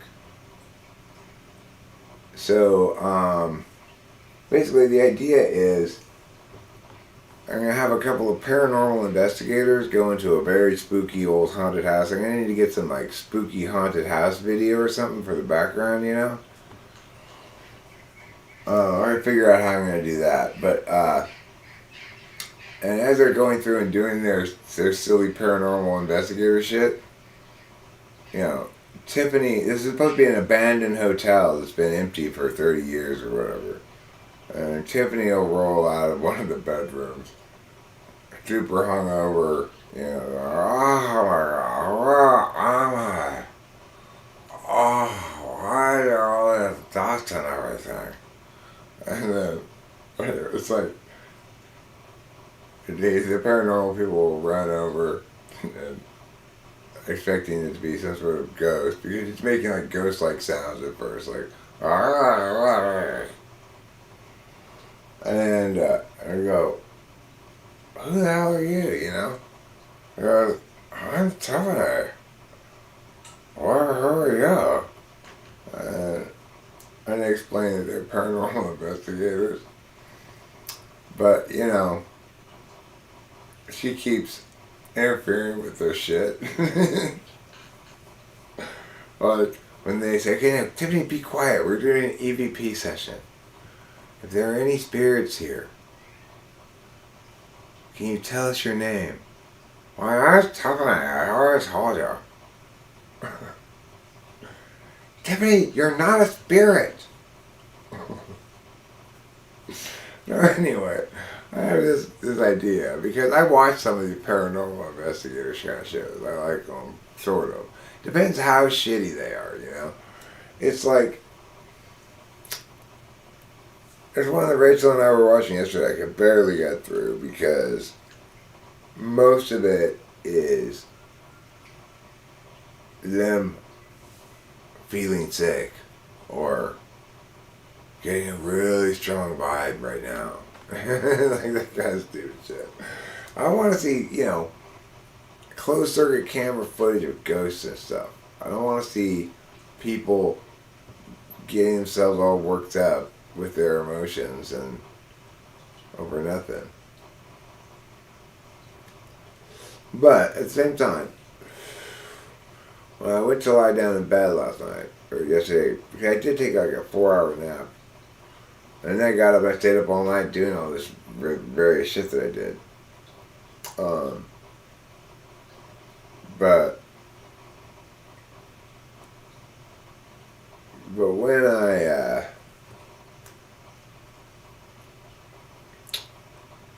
what was I going to say? I was talking about something that was so important too.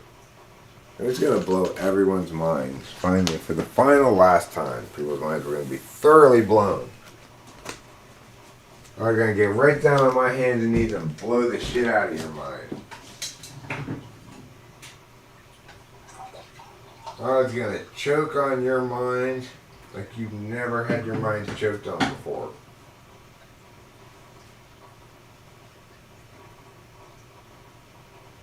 Instead, I forgot what I was going to say. Typical Eric maneuver.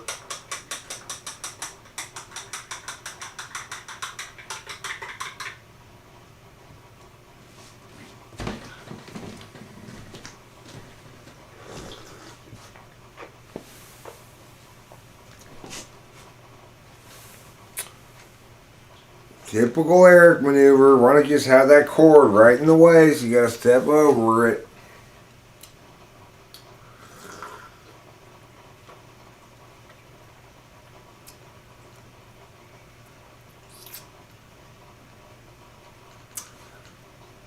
Must I first hold a seance to get some spirits around here?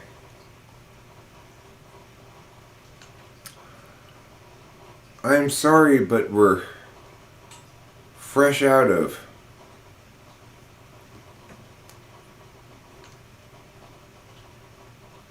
I'm trying to think of a word that rhymes with spirit. As well as here, you know.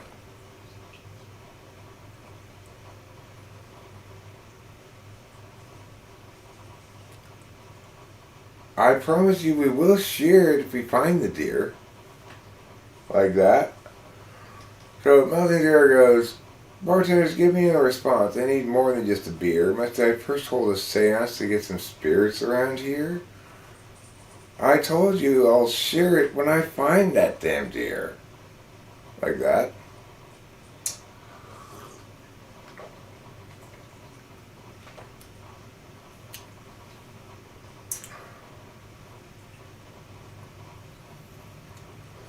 And then you go, what?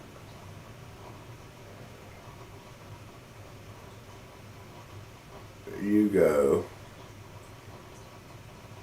miggity meow, and then I go miggity mew. Then, what? You've lost the screws from the gear?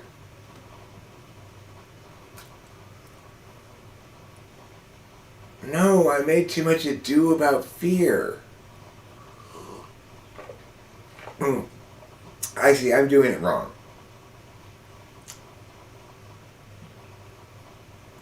Are you asking about why I made so much ado about fear? Like that? I need to do it like that, huh? I have to keep the questioning going. I'm getting it, gradually.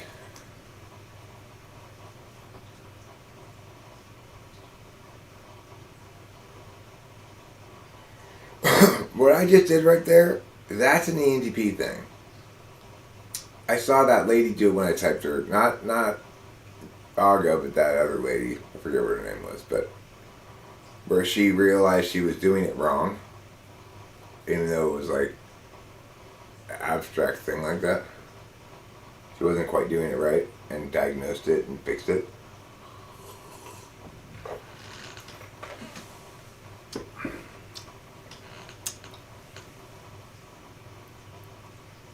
Is that a play on the Taming of the Shrew?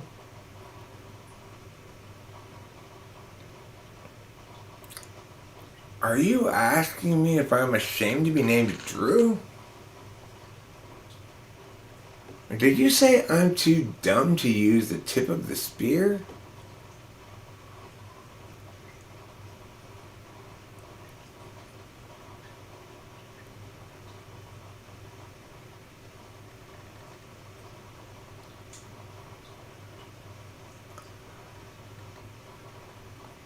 If you didn't do it, then why is it ripped off so clear?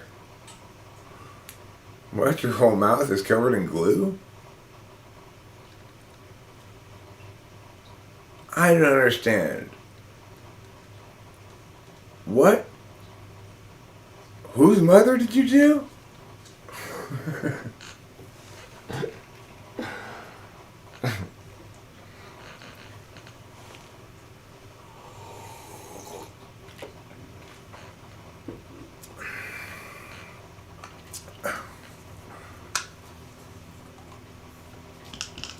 Why are you telling me your brother rode crew?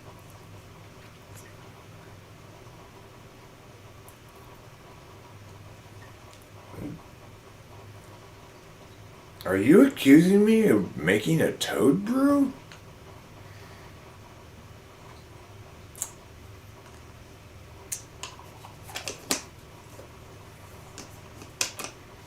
Like that, huh? I think I got it. I think I got it now, how it works. The endless series of questions.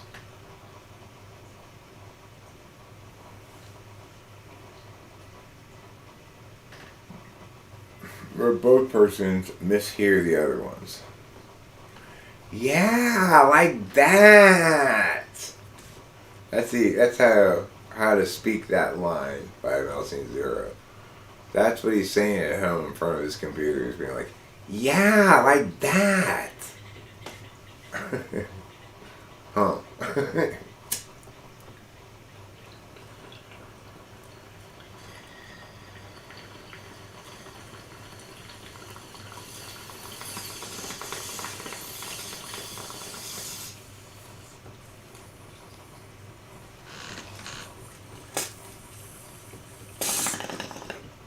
I can't believe I smoked all this weed in like one day. I would say we smoked it all, but who am I kidding? Rachel barely gets into it. She doesn't have nearly the smoking capacity as I do.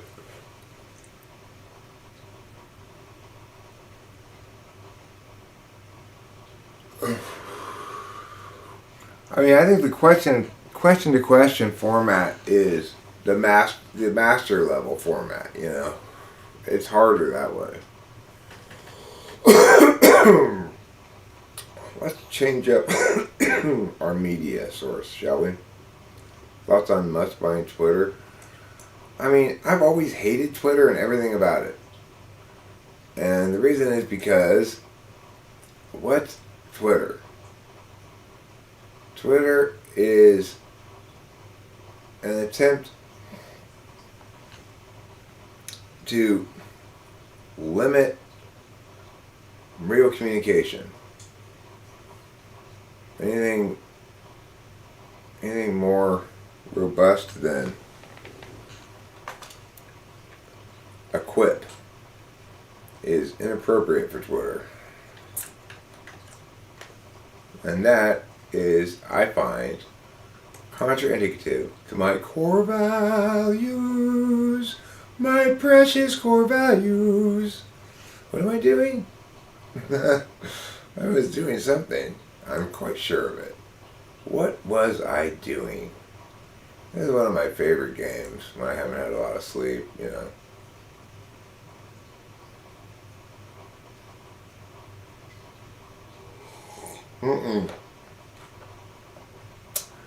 No, it is more challenging because it's like this. Would you like a cup of coffee?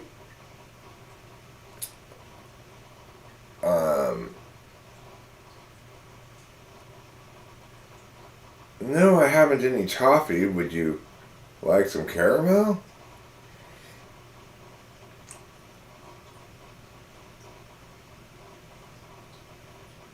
What do you mean you haven't heard from Sarah Bell? She's sitting right there.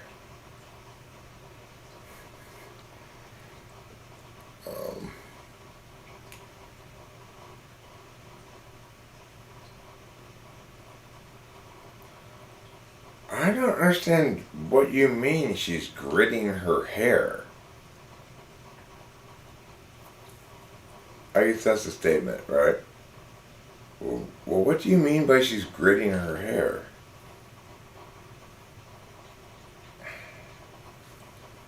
I'm not sure if you'd prefer... If you're asking me if I like sitting on bears or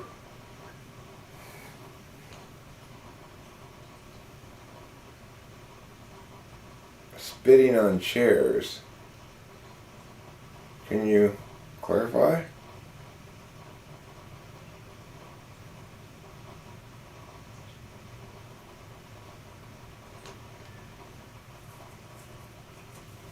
Am I very high? No. Are you very high? Why would I be? Clarified butter. Do I look like ghee?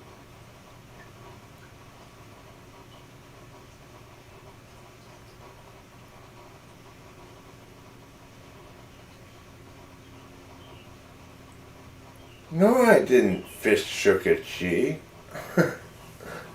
Thank you, sunshine. I appreciate it. Those euros, they're sexy. They're sexy monies. You know, a lot less ordinary than plain old dollars. Hasn't Trump used his own platform time too? I haven't been on it, but that's what I've heard somewhere.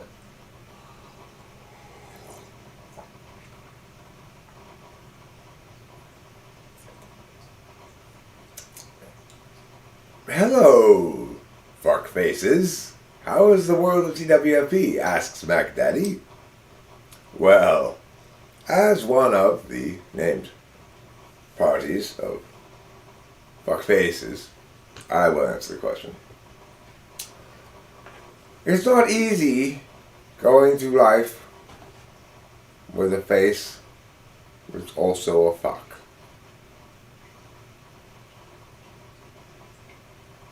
One of the more challenging disabilities a man can suffer from, as just looking at women impregnates them. I have so many children I don't know about, because my face alone exudes such a manly vigor that osmotically man seed transubstantiates from within the testes of mine yonder balls and into the fallopian tubes of every fertile young woman I see. These are the truths that few know. These are the miracles that will one day cause the Catholic Church to elect me official saint.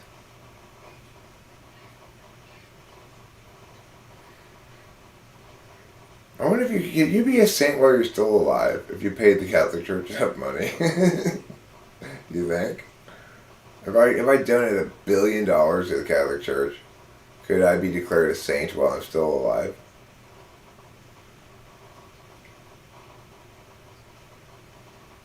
Well, to be perfectly honest, Mac Daddy, I'm only an honorary fuckface. I'm actually a poop face. And this pasty pallor you see is actually just the brilliant work of my makeup artist, Bradley. Otherwise, what you'd see is a brown lumpy poo. How about you pour me a vodka plasma? Answer your question from earlier. What's a vodka plasma? Is it half vodka, half blood? That sounds terrible.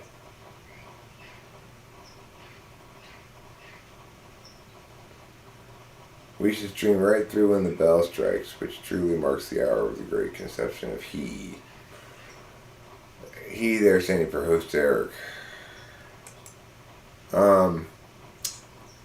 What do I want to tell you today? Oh, I remember what I was going to go do. Silly Eric. You can't stay on task for any length of time because why? Because why? Because why, Eric? Go ahead. Admit it. Why? Because...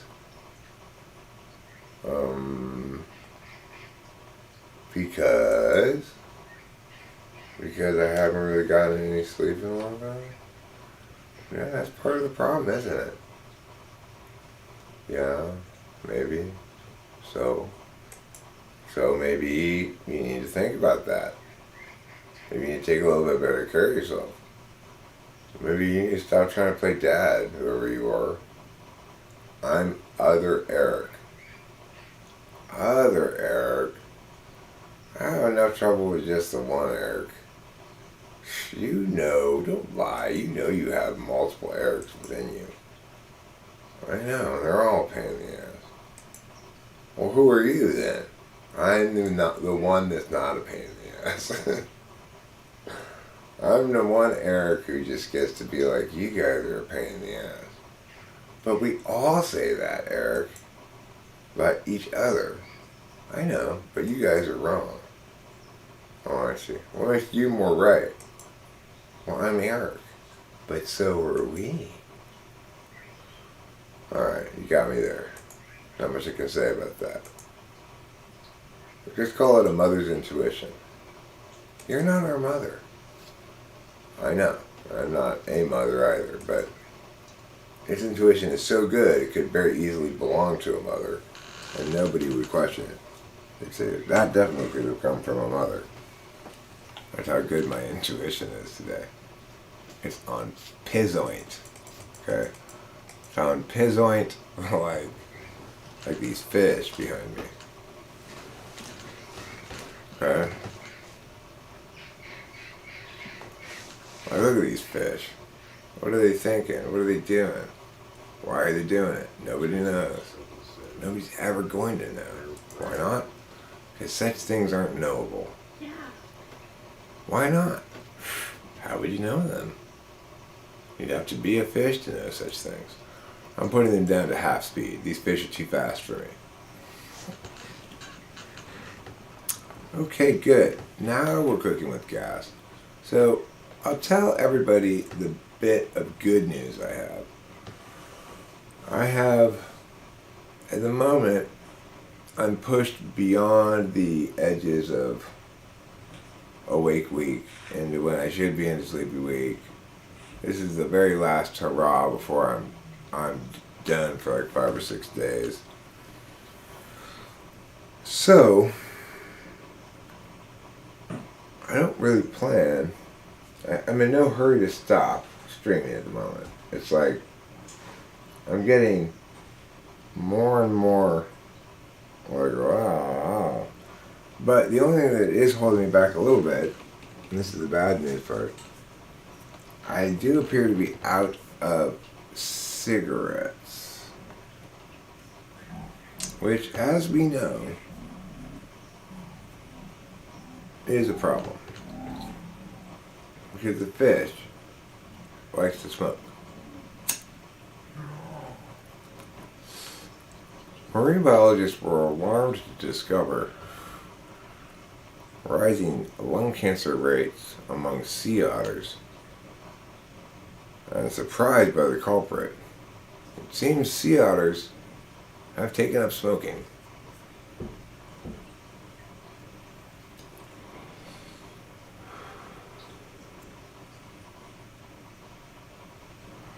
Are ESFJs the stereotypical poster child for hoarding?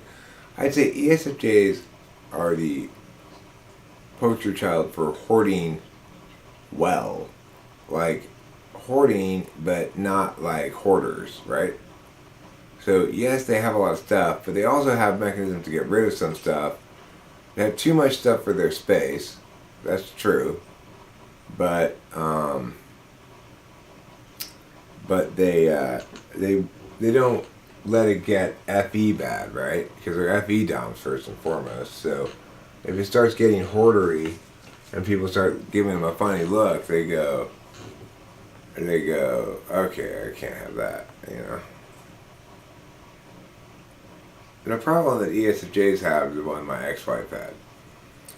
She'd find another super great vintage piece of furniture, and we'd find a place for it in the house because it was such a great piece of furniture. But we had a tiny house. We didn't have room for all these little pieces of furniture.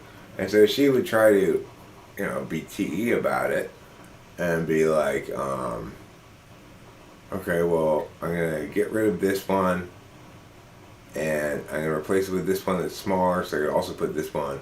So we just had, it was like crammed full of furniture, but every piece of furniture was really nice, and the house was clean all the time. And yes, she took over all of my space. It's like when she first came in, it's like, okay, well, this is your closet, this is my closet, this is Delilah's closet.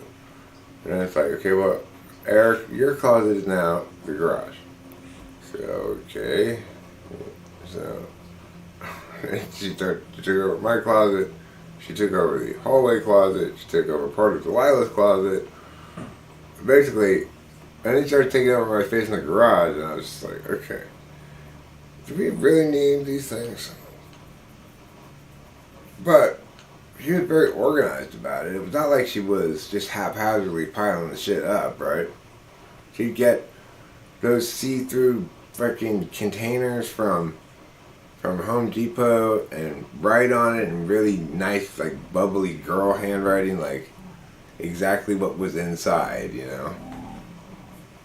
And stack them up, and I'd periodically have to take down the other things to make more room for more things to go up there. And I hadn't built this platform thing, or was it there already, or did I build it? No, I think it was there already, actually. Yeah, like an extra layer of storage space in the garage.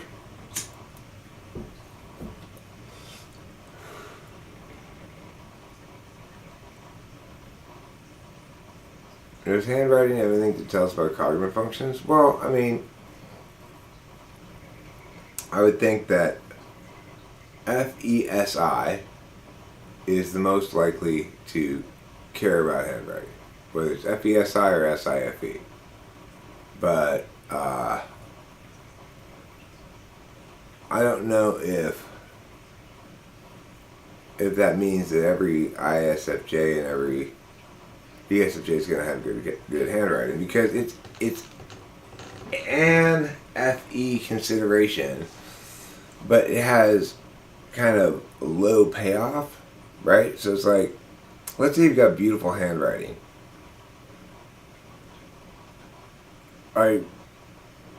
People don't treat that as the tip of an iceberg of skills, right? They don't go, oh, beautiful handwriting, but it must also be good at meow, meow, meow. Which people do for a lot of different kind of things inappropriately. But they don't do that for handwriting.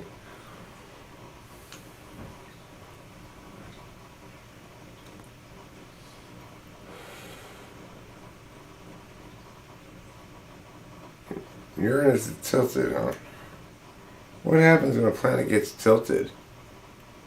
Does everything start looking like sideways like this? Kind of like you can't stand up straight anymore?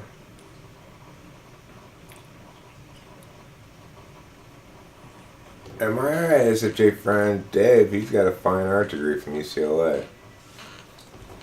He was always a good drawer. I remember asking him how he did it as a kid, and he told me, you gotta draw what you see. Just look, Eric, see the things around you. What do you mean?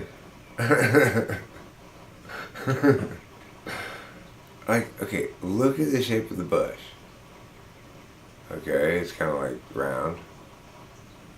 But draw what you see. Okay, so draw the outline of it, but it wouldn't quite be right. And if I put this rock here, I'd be like, what is this? Anyway, that was before my transformation into Raul Diego. Intuitive. Raul Diego, he doesn't paint with his eyes. He doesn't paint with his nose or his fingers. Raul Diego, he paints with his ideas. Y that is why yo, Raul Diego, I'm a genius. I'm an intuitive genius. Y los sensores, the sensors, the only reason my genius is not appreciated is because los sensores son muy mal y son muy baja.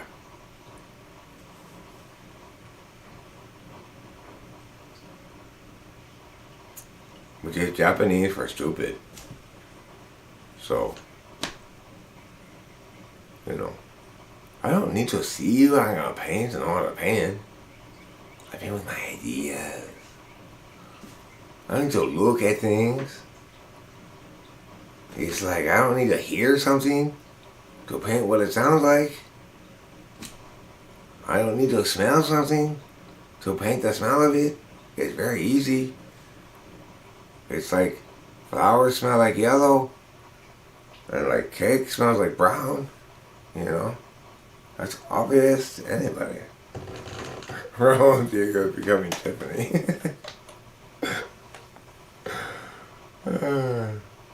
I'm so...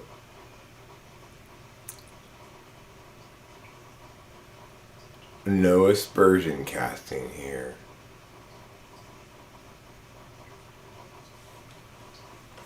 Let's cast aspersion. That sounds fun. So, I was out the other day casting aspersion, and you will never guess who I saw. Ginny Sue, yeah. She was casting aspersion too. I was taunting the handicapped, and she was abusing an obese woman. I said, what a coincidence. Look at us two, both casting aspersion. Who'd have thought? Talk about a small world, right? Talk about a small world. To think that you and I would both be here, casting aspersion, at the same time, at different parties. Both of them undeserving. What a hilarious coincidence. I wish hilarious coincidences like this could happen to me every day. Don't you? I bet you do. I bet you also wish that. With all of your wishing heart. How big is your wishing heart? It's a good title for I don't know, some sort of book for incredibly bad self-help book or something. How big is your wishing heart? When we know how to wish, we know how to love. And when loving becomes truth, that's when we know finally what it means to be alive.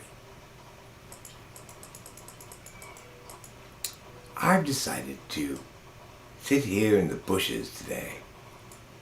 Because why? Bushes are an ancient symbol of wisdom. If you love ancient symbols of wisdom, come, join me in the bushes. There. Now we're all in the bushes. Isn't it fun? You can almost hear the bushes rustling in the breeze. Look at this leaf, it's right in front of me. Oh, I'm hiding behind the leaves now. Wow, these bushes are good camouflage. Nobody will ever find me here behind this bush.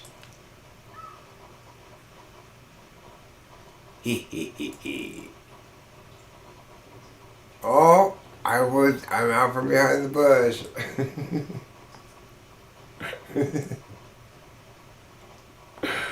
Oh, that's funny. That's silly. I'm in a silly mood right now. I'm in a very silly mood.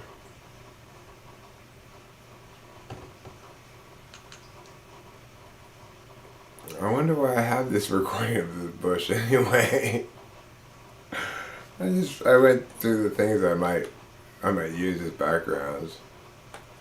Alright, so there's this 32 seconds of what appeared to be a bush. Maybe I'll go for the bush, Oh, it's the wrong direction. I get it. It's the wrong direction. That's why. That's why everything's wrong. Okay, well, let's try to fix it. Let's fix it with our directionality fixer. Pow! And now, we've got to make it smaller. One way to make something smaller is to have it ejaculate. Once something ejaculates, I've noticed it becomes smaller. Anybody else notice that? Or is that just me? Is that a me thing, or? I don't know. So, anyway.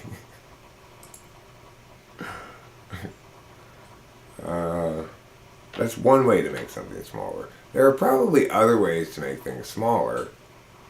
I'm just really bad at thinking of them, I guess. You could get an insmalling machine, but I don't know where I'd find such a thing. I guess at the insmalling mart, where they sell, where all their products have to do with making things smaller. It's important to make things smaller most of the time. If you're not making things smaller right now, what are you doing? What are you doing with your life? Can you really say that you're living if you actually aren't making anything at all smaller? I got the same one again? Why am I so dumb? How did I get the same one again? It's because you're very stupid.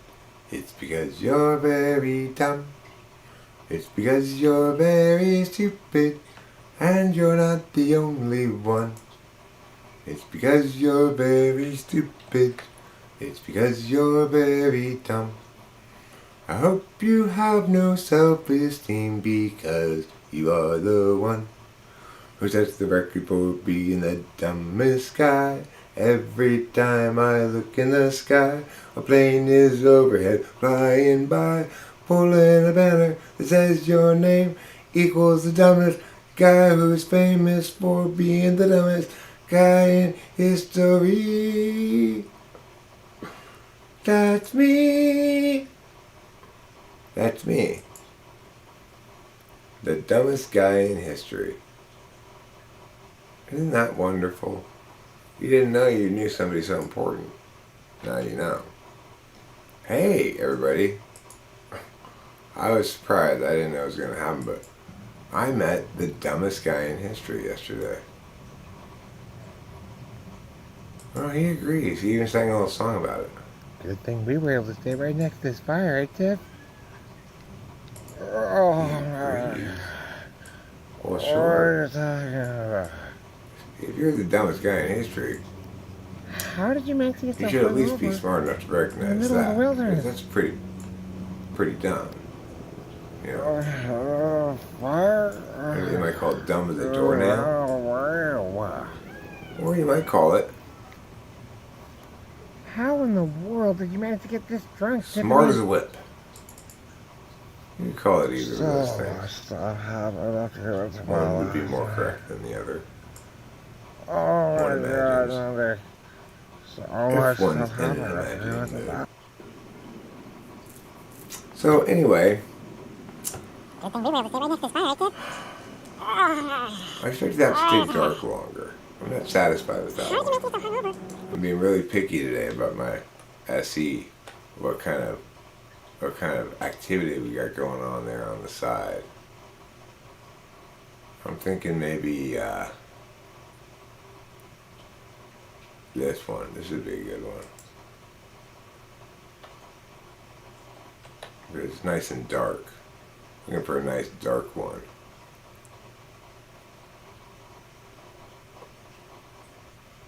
Dark like the German television program of the same name. Which is to say, verdant and lush. Like the tropical forest between your legs.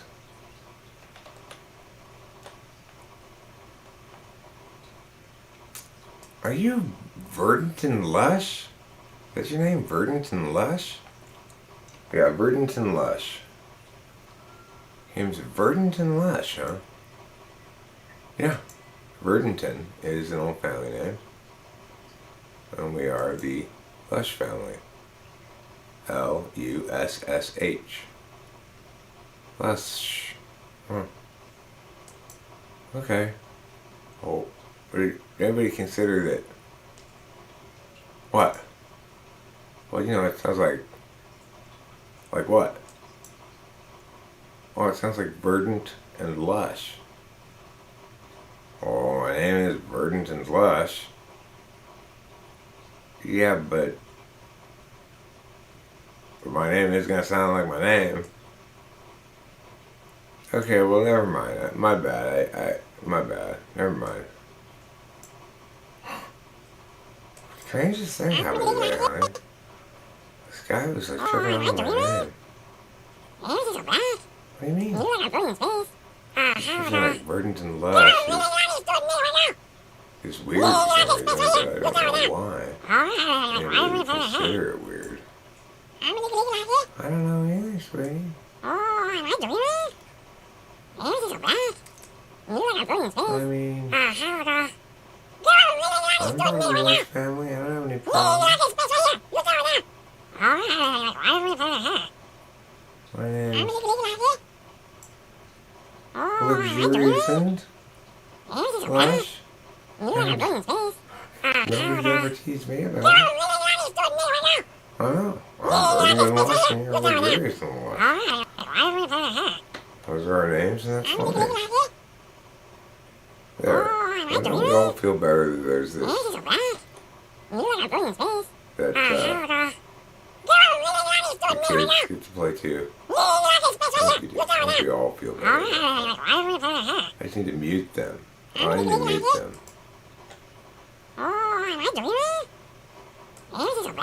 Mute. Mute. There. Good. They're muted now. Okay, fine. Now we're cooking with gas. What I may need to do is this as well. I need to make this a little smaller so that it doesn't put as much pressure on my resources. I don't want to overburden my resources.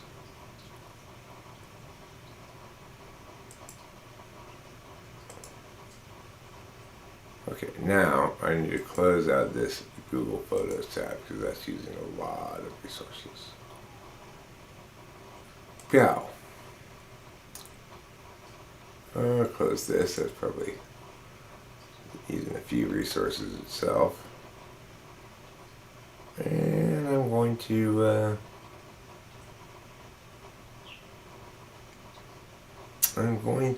close a couple of apps here and see if I can't attain true liberation for the people of my land. What land is that? Why, it's the land of California. Home to such dramatic affairs as Los Angeles, sunshine, palm trees, penis willows, and other such exciting things. Yes, if you love, okay, fine, media sources, fine, be that way. Just be that way. If you're gonna be that way, just be that way, you know? Just go ahead and be that way. Suck if you want. Fine. Just suck and be that way.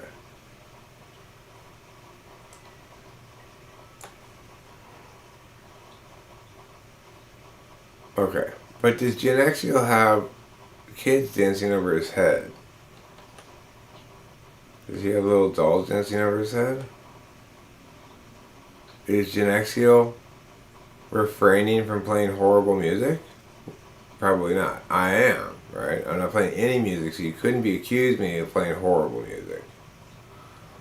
Now, you can accuse me of having dolls dancing around over my head, but I think that's appropriate.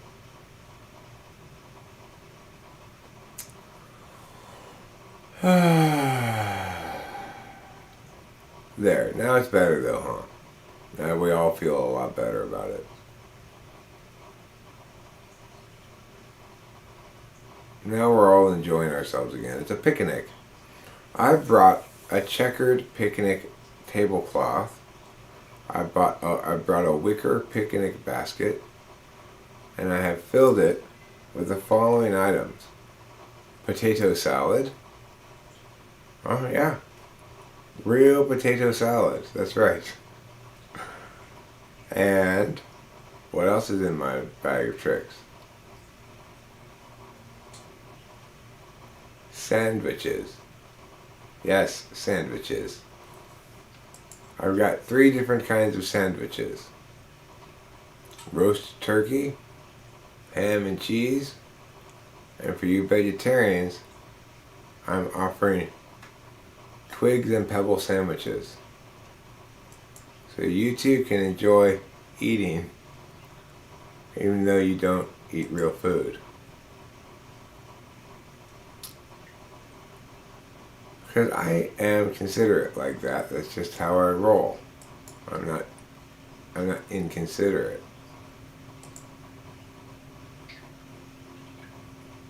And what else do we have in the picnic basket? We have macaroni salad, which you should eat right away because you don't want to leave your macaroni salad out in the sun.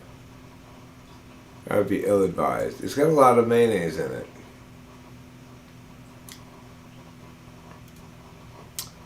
A pirate has been attracted here by the smell of the sea. Okay, well, I did pack for a couple of people, not for most of you, just for me. I don't really want it myself though, but for Bill Clinton, he's coming to the picnic. So I thought I'd get him something special. I got him some Chilean sea bass. That's probably what the smell of the sea is that's causing pirates to come by.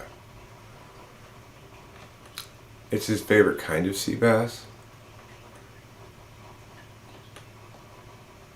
He likes to say, if it ain't Chilean, I ain't a payin'. Which is, gotten him in trouble with a number of restaurants, obviously. Understandably so. Why that would be the case. No confusion there, huh? I turn out this media source. And that's it. That's final.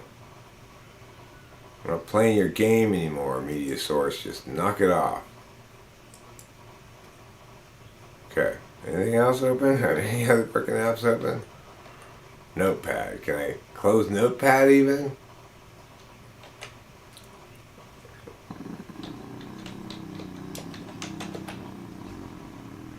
Okay, there. Now I got lots of resources. Just me and you. Our special time together is uninterrupted by anybody, so you don't need to fuss and fight anymore amongst each other. You don't need to squabble in the backseat any longer. My attention is back on the road. It's back on you. We can go back to singing our song that we were singing in the car. I believe we were recently attacked by a pirate. Does anybody have any recommended anti-pirate techniques? I'm assuming this is a road pirate, so they've got a boat with wheels on it. Since we're driving a bus to the Yukon right now, I'm assuming we probably got attacked by pirates upon arriving in Alaska, on the wild back roads of Alaska, where they're likely to have wheeled ships and eye-patched ne'er-do-wells operating surreptitiously beneath the ever-feared skull and crossbones flag. Well, I guess it's a team of 5 or 6. I guess now we're telling the story of how we went to the Yukon. We couldn't help it now. Alright, Rev, Ride, Reason, Siegfried, Winston's mom. Who else is here? We're going to the Yukon. Boba Fett's here, Lou, Mac, Legends Fall. All of you guys are going to the Yukon. So this is what I want you to pack. First of all, remember you're going to need parkas. It's cold in Alaska. Number 2, bring a mosquito net. Depending on the time of year, it could be a lot of mosquitoes. Number 3, bring a pan. We're going to be getting gold. Number 4, if you have a gold detecting machine, bring that. Number 5, if you have a like snow stuff, like a snow shovel, mittens, other snow stuff, bring that snow stuff. Okay, so you guys make sure you guys are all packed up, and don't forget your medication because we're going to be off the beaten path. We're going to be way off in the wilderness here, so you're not going to just be able to be like, hey, can we go to CVS? If you smoke, buy a couple cartons of cigarettes. We're going to be out in the outback for a while. If you want to stay clean and stuff, just be prepared to, you're going to have to bring your soap and you have to kind of bathe in the river or something, Try to get biodegradable soap because we're going to be roughing it. For anybody who's scared of sleeping outside, make sure you bring a tent.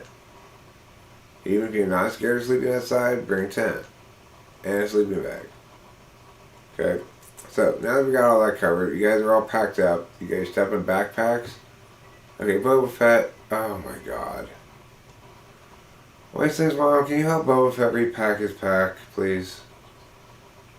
You were going to get about 10 steps down that trail, and the weight distribution problems here are going to cause you start chafing on your right shoulder, and you're going to be completely useless by the middle of the day. Who taught you how to pack a pack, Boba Fett? Okay, we have to wait.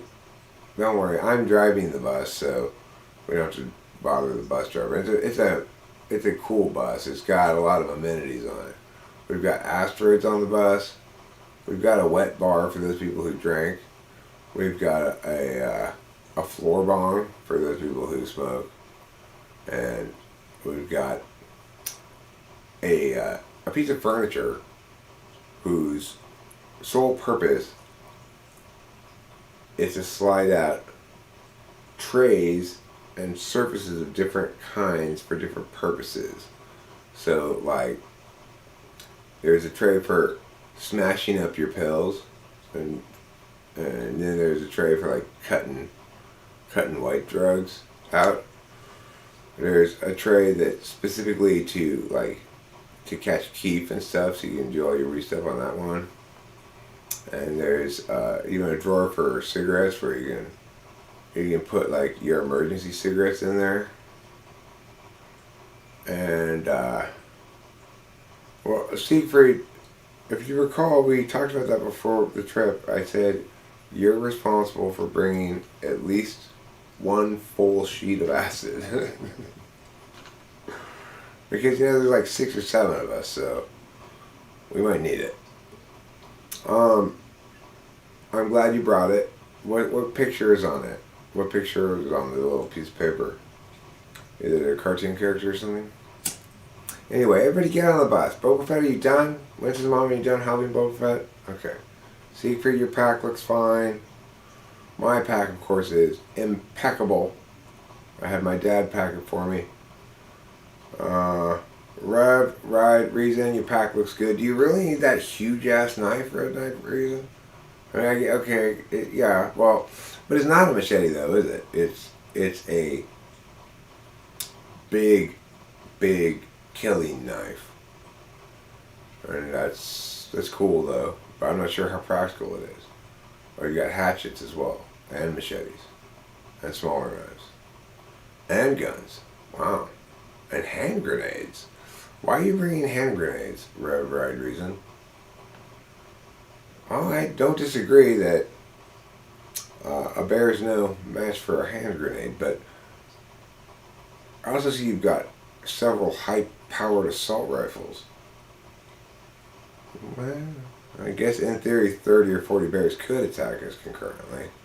Okay, fine. Makes sense to me. Mac Daddy, what do we got here? Looks like, yeah, I'm searching everyone's bags before I get on the bus. Why? It's not some sort of authoritarian thing. I'm just curious what you got. Okay, are you hiding any good drugs in here? What are these things? Tampons? Ew. Okay, just... let's move on to you. Okay, let's look in your bag. Alright. What's this? What's this thing? What do you mean? Like an actual rocket-propelled grenade launcher? And you don't even have any grenades. You just were hoping somebody else would bring grenades. Well, that is a coincidence. That really is a coincidence. But what's this thing? Why do we need a Sidewinder missile? In case they up and down winding missile doesn't work is a good enough answer for me. Okay, fine. So, well, at least we're well armed. Let's see, Winston's mom, what do you got in your pack here? What is this stuff? What is some sort of balm, some sort of salve or something? We don't need this. Throw this away. Just here, let it just fall. Come over here with the trash bag. I'm gonna just dump some of Winston's mom's crap into the trash because I don't think we need it all. Okay, what's this? What is this thing? It looks like paperwork or something that you brought from home. Just throw this away. Tax record. This is not the time or place for you to bring paperwork. Just throw this away, Legends Fall. What else you got in there? Okay. There's too many cords. You got too many cords in your bag. You don't need that many cords. Throw some of these cords away. Okay, what else you got? Alright, the rest of it looks pretty good. You got any more of that coffee? I forgot coffee. Yeah? Okay, cool. Can I have some of yours? Alright, cool. Alright, let's see who else we got. Anybody else I didn't check? Okay, good. We're good to go. Oh, Melting Zero. I don't know if you're still here. Let me check your pack. Why are you bringing all of these dildos?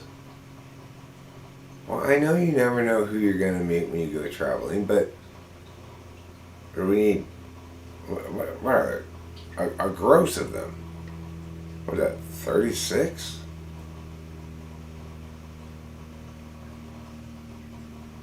$156?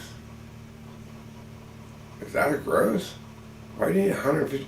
I know they're small. Well, I guess some people like small dildos, I guess. They're like, these are like cocktail pickles, you know, they're like that, you know. So, are you expecting to meet some like elf chick who's 3/4 scale or something? Half scale chick? You are expecting to meet elves. Okay, well that explains it. You're expecting to have an elf chick orgy in the woods of Alaska. Fine. Well, I wish you all the best with that. So, everybody on board, and let's go. It looks like everybody's got everything they need. I've got plenty of drugs. And Rachel is sleeping in the sleeping car part of this here up above. Don't worry, I packed her pack for her. She just had to remember a couple things. Which she probably forgot, but it's just okay. I packed duplicates of them anyway. Alright, so let's get on the bus and let's go. Next stop, we're not getting out this bus. We got a bathroom on here. We're not getting out this bus until Portland, Oregon, okay? We're leaving from Los Angeles. Lou, I'm so sorry you had to drive all the way down to Los Angeles just to get on the bus and go back to Oregon, but that's just how it went.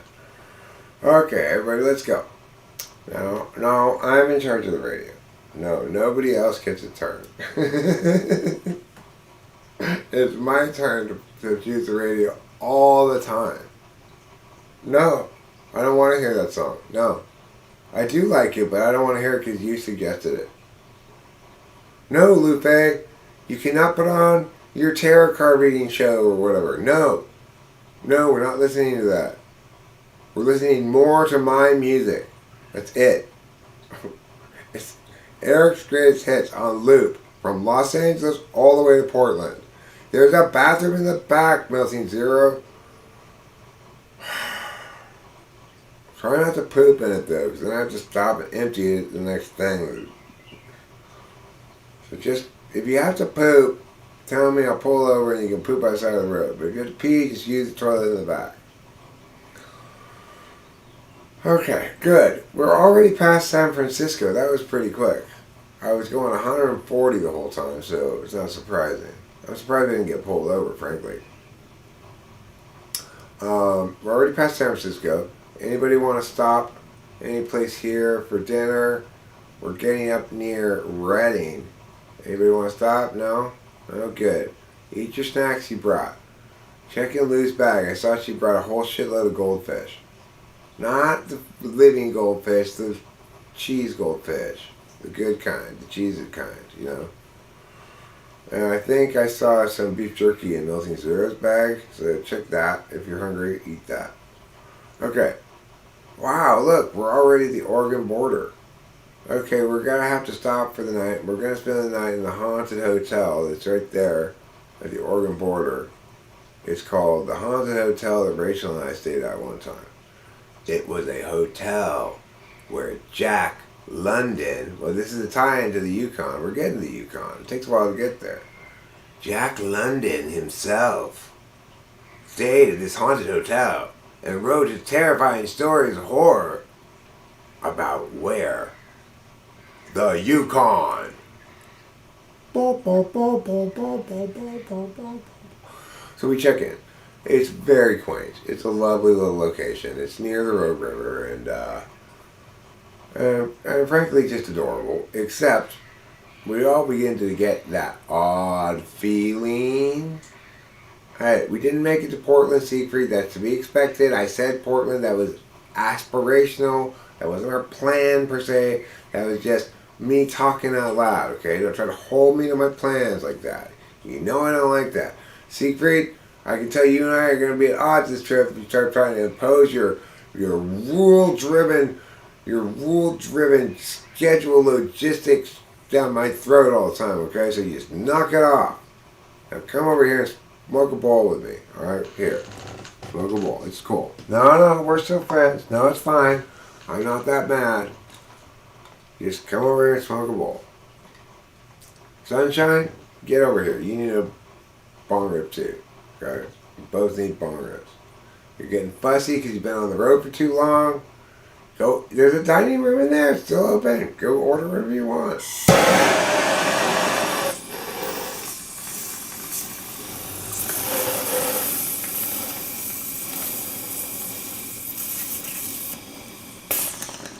Because I didn't want to stop at McDonald's. That's why. Okay, now look. We all have rooms next to each other. Melting Zero, Lupe, you guys have to share room 13, which is known as the most haunted room in the hotel, so careful about that. I hear there's some poltergeist-related activity here. You're likely to wake up with demon scratches into your flesh. Not deep or anything, you know, just leaving really clear demon claw marks in various spots on your body. So those will wear off after a few days. Siegfried, I'm putting you in room 666 with Boba Fett, and it's not I wouldn't call it a high survival rate for that room, but you got 50-50 shot, you know. Well, there's demon and poltergeist, and room 666 actually isn't the demonic room. it just has a serious rodent problem, and there's a lot of infectious diseases in there. So, you know, choose your poison, as they say. You choose your poison. I am still out of cigarettes and I'm unable to choose my poison. How sad for me. How very sad for me.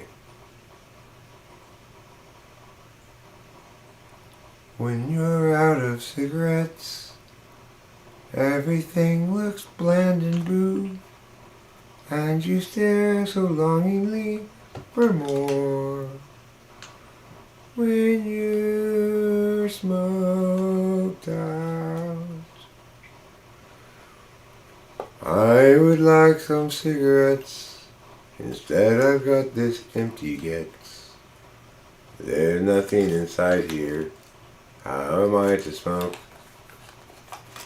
So anyway, we spend the night there, and good news, we wake up, and the only person to experience any harms during the whole course of the night was Lou Fay, who had most of the flesh on her arm torn off by a demon.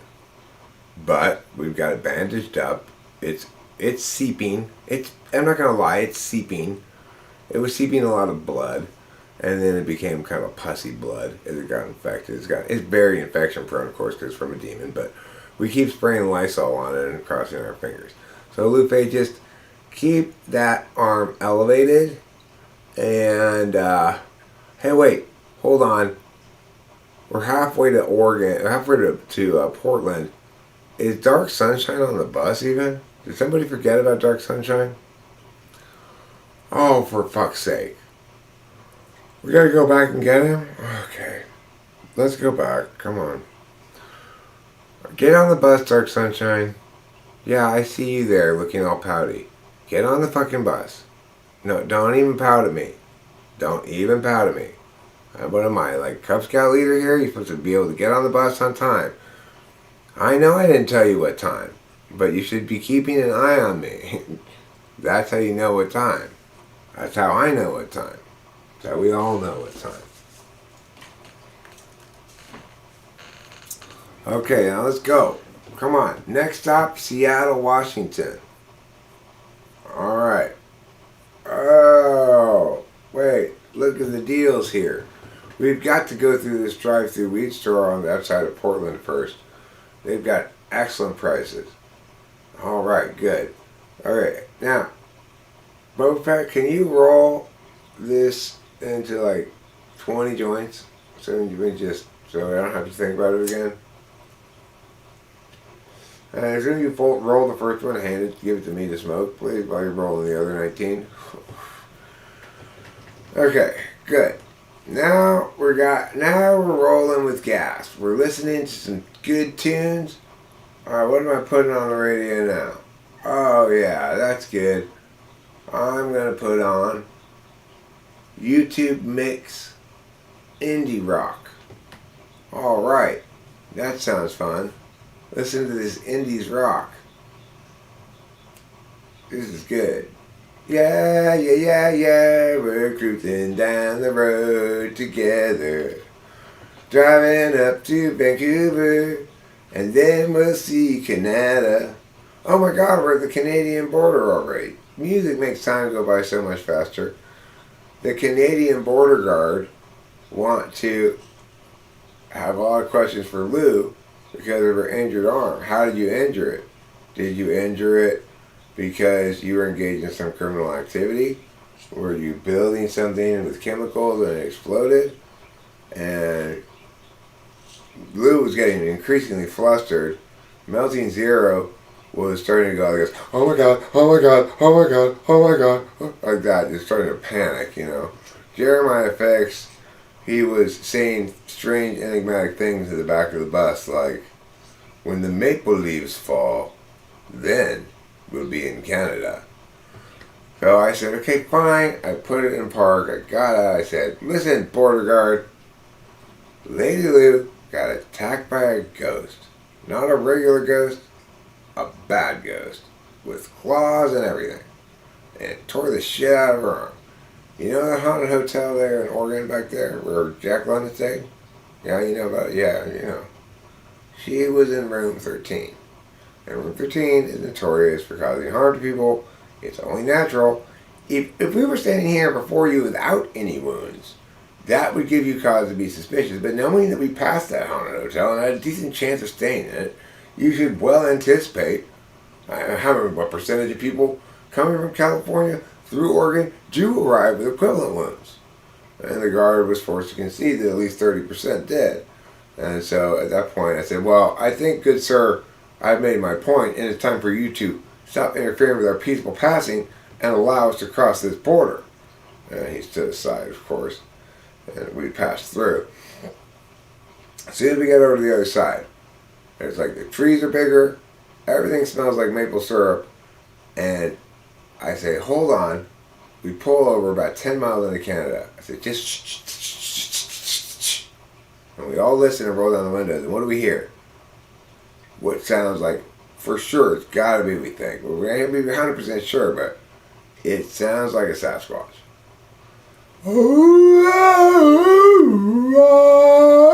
Sasquatch! Which is the classic Sasquatch call. And I'm like, okay. But fortunately, dark sunshine arrives towards the front of the bus. You can always tell when he's showing up because there's this shadow begins to overtake the front of the bus. I'm like, is the sun going down? What's happening? And he says, I have come to cast darkness on your thoughts. I'm like, what thoughts? You are thinking about going on a sidetrack to investigate the Sasquatch. And I'm like, maybe. Don't do it. That's the Yukon's way of tricking you. And then I recalled what my fortune teller had told me just before we'd all gotten into the bus and left. She said, don't remember not to forget that the Yukon is the trickiest opponent yet. It was a rhyme, so I could remember it better, but she instructed me not to remember in part of the rhyme, and I obeyed that command, forgetting what she had told me until this very moment when I was reminded of it by dark sunshine's prescient, intuitive grasp of the situation and seizure of a possible pitfall before it became said pitfall in an obviatory fashion. Thus did we proceed along the way, the great Alaskan highway, headed due north towards that famous river of gold, the Yukon.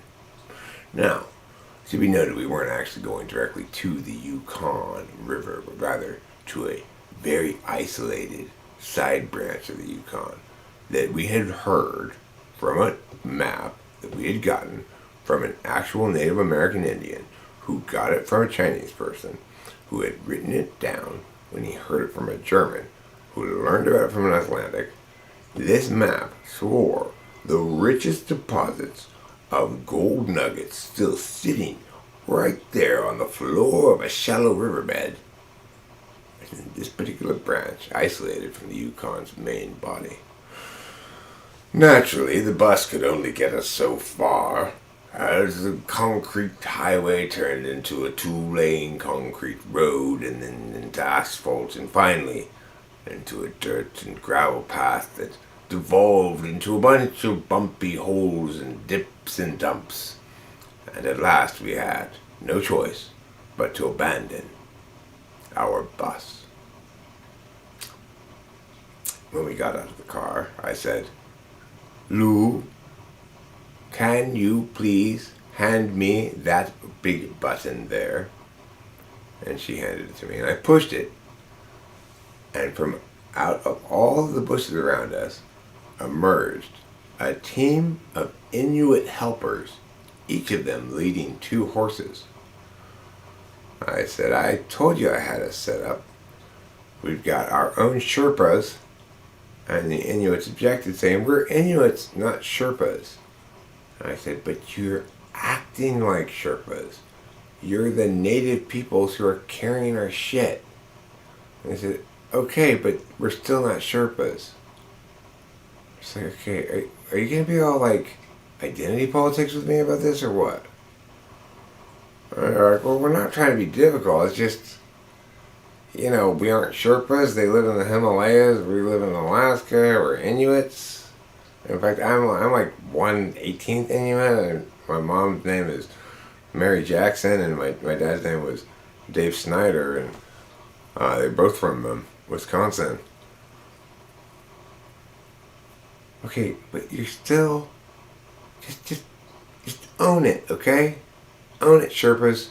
Own it, live it, love it. Stop complaining about it. Now, carry my shit and give me that horse. So, having put the Sherpas in their place, I said, Lou, Winston's mom, Fly Guy, Jeremiah, Dark Sunshine, get over here. Listen. Be honest. Melting Zero, be honest. Which of you has never ridden a horse before? Because I've got a couple of Siegfried, I've got a couple of easy horses, but I've only got a couple of them. It's like none of you have ridden horses before. Some of you guys are going to have to ride some difficult horses. These are buckers, I picked them out myself to make it a challenge for you. So, if anybody wants to claim an easy horse, claim it now. If you think you want the easy horses, claim it now. Okay? I got two of them. I'm on my trusty steed here, whose name is Catastrophically Magnificent. Okay? He's got like a racehorse name. My horse, Catastrophically Magnificent, is a big, bold black stallion of a horse with white diagonal lines going from in fur from each shoulder blade down to its haunches. Okay, so we've got Fly Guy and Dark Sunshine. You get difficult horses as well. Dark Sunshine, you actually get a mare, but she's a large mare, and she's I guess you could say a deeply committed third-rate feminist mare, and you're a man, so she spends much of your ride trying to bite you, so you should be careful about that. Siegfried, unfortunately, some of these paths are so steep that we're going to have to switch from our horses to riding mountain goats, because even people can't climb up them. People can't even climb up them with climbing gear. That's how steep they are. Right? So, Sherpas, move it along. Everybody, let's go. Get on your horses. Yes, you're riding because you're holding us back otherwise. I'm not letting you walk, Siegfried. You're not fast enough of a walker. I mean, you can walk, but if you start falling behind, I'm going to come back with my bullwhip. I'm going to whip you until you get on your horse. That's the strategy we use when we're out in the wild, because things are a lot more barbaric out here. We need to get used to it. Alright, everybody get ready to go? Alright, cool. Let's go. So, now, we are riding our horses. We've got our Sherpas carrying our shit with their own horses behind us, talking in Sherpa talk, and we've got our herd of mountain goats that we're going to need for the most treacherous pass. And it's not too long before we reach the most treacherous pass. But, you know what else? Time's kind of slipped by, and it's sneaking up onto the end of September. In Alaska, things are starting to get cold. So, I talk to the Sherpas and I say, look, I know you reckless characters are unaware, but this could be dangerous with incoming weather. And what I want to do, I want to move this operation now. So, Melting Zero gets hog-tied to a back of a goat by one of the Sherpas at my behest, the whole time screaming, you don't need to hog-tie me, you don't need to hog-tie me. And I slap that goat on the bottom of behind, and it goes shooting up the trail. And we see as he nears the top of the trail, there's a very icy spot. And the goat stumbles a little bit. It's going to fall. Just barely regains its footing. But crashes into the rocks onto the side, the safe side of the thing. And Melting Zero yells at it, ah! My left lower shoulder! And then he disappears over the ridge. I say, okay, one down, the rest of you guys to go. But by this time, everybody's mounted their goats because they realize if they don't go along with their plan, this plan, they're just going to get hog-tied to their goats. The one exception being Dark Sunshine, who's casting a dark and brooding glare at me. Right? What do you think you're doing? And he says, goats and I combine to create a darkness too great for even this mountain. The darkness of my sunshine will freeze every last crag. I said, okay, fine, then you go last. And so I went right then because I was like, okay, if his darkness is going to make things even more icy, I better go now. And I got on my goat and I went. And then Dawson K, I'm like, there you are, you're finally caught up. He was, as we were getting ready to go, we see this one big Sherpa lady, and she's got something kind of huge on her back, and she's sprinting up the trail. And apparently, this Sherpa had carried him all the way from Victoria Island, which is a good 1,000 miles away, in this fashion to catch up with us. Good for her, you know. Good for her. Anyway, so Fly Guy, I'm leaving Fly Guy behind to make sure Dark Sunshine goes last because, you know, that way it doesn't harm the other people. And finally make it across this ridge, and everybody makes it alive except turns out Melting Zero has a broken left shoulder, and Dark Sunshine has a pouty mood now. And I tell Melting Zero to rub some dirt on it, and I say, Dark Sunshine, we need to address your attitude problem, mister. We need to address it right now. But the darkness of his sunshine so blinds the clarity of my vision that I can no longer see what I was going to say. I say, you know what? Never mind. We spend the night that night in a cave deep in the Alaskan wilderness. There are cave carvings that were left by indigenous people before, and they show a picture of a large man-like creature with much fur and stuff on him. But they also show a picture of a creature that looks like kind of like a dragon, but crossed with a giant chicken. And we wonder, collectively, are these real creatures? Obviously, these are real indigenous arts. Do you think these creatures existed, or were they just using their imagination? And Jeremiah Fix says, even in the olden days, Eric, people imagined. Well, that's a good point. I mean, if I had been drawing back then, my expert intuition would have said, hey, why not turn this dragon into a chicken? And Melting Zero said, guys, we've got to go back. My broken arm is causing me so much pain. My shoulder, if we don't go back, I think it's shattered in multiple places. If we don't go back, I think I'm going to lose the use of my left arm. So Dawson K and I roll our eyes at each other and go, anyhow, complains a lot better over there notwithstanding. I think we can conclude that, yeah, these aren't real creatures. This is just imagination. Oh, your horse is named Tantrum. Fly Guy has a horse named Tantrum. My horse is named Catastrophically Wonderful or something like that. I forget it then. Anyway, the next morning, Melting Zero has fallen into a deep fever, a very high fever, and is babbling incoherently. So we put him on a stretcher of sorts, and it makes tying to the back of it makes it a little more comfortable to ride on the back of the horse that he's tied to. But during the middle of the day, he starts thrashing and frothing at the mouth. So we all gather together, and Fly Guy says, okay, what we need is suggestions. How are we going to cure this guy? We don't have any doctors. We don't have any medicine. His shoulder is shattered. He's probably gone into sepsis. He's definitely in shock. It looks like he might be getting blood poisoning. He's likely to die in the next 15 to 20 minutes unless we do something dramatic. What are we going to do? And everybody just kind of stands there and looks at each other. And then Dark Sunshine says, you've underestimated the darkness of my sunshine.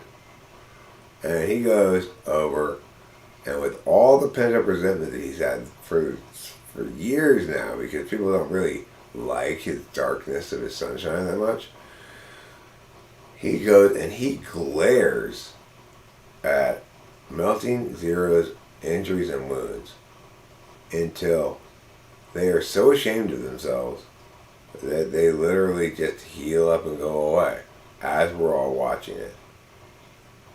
And Jeremiah Fix and I look at each other and we're like,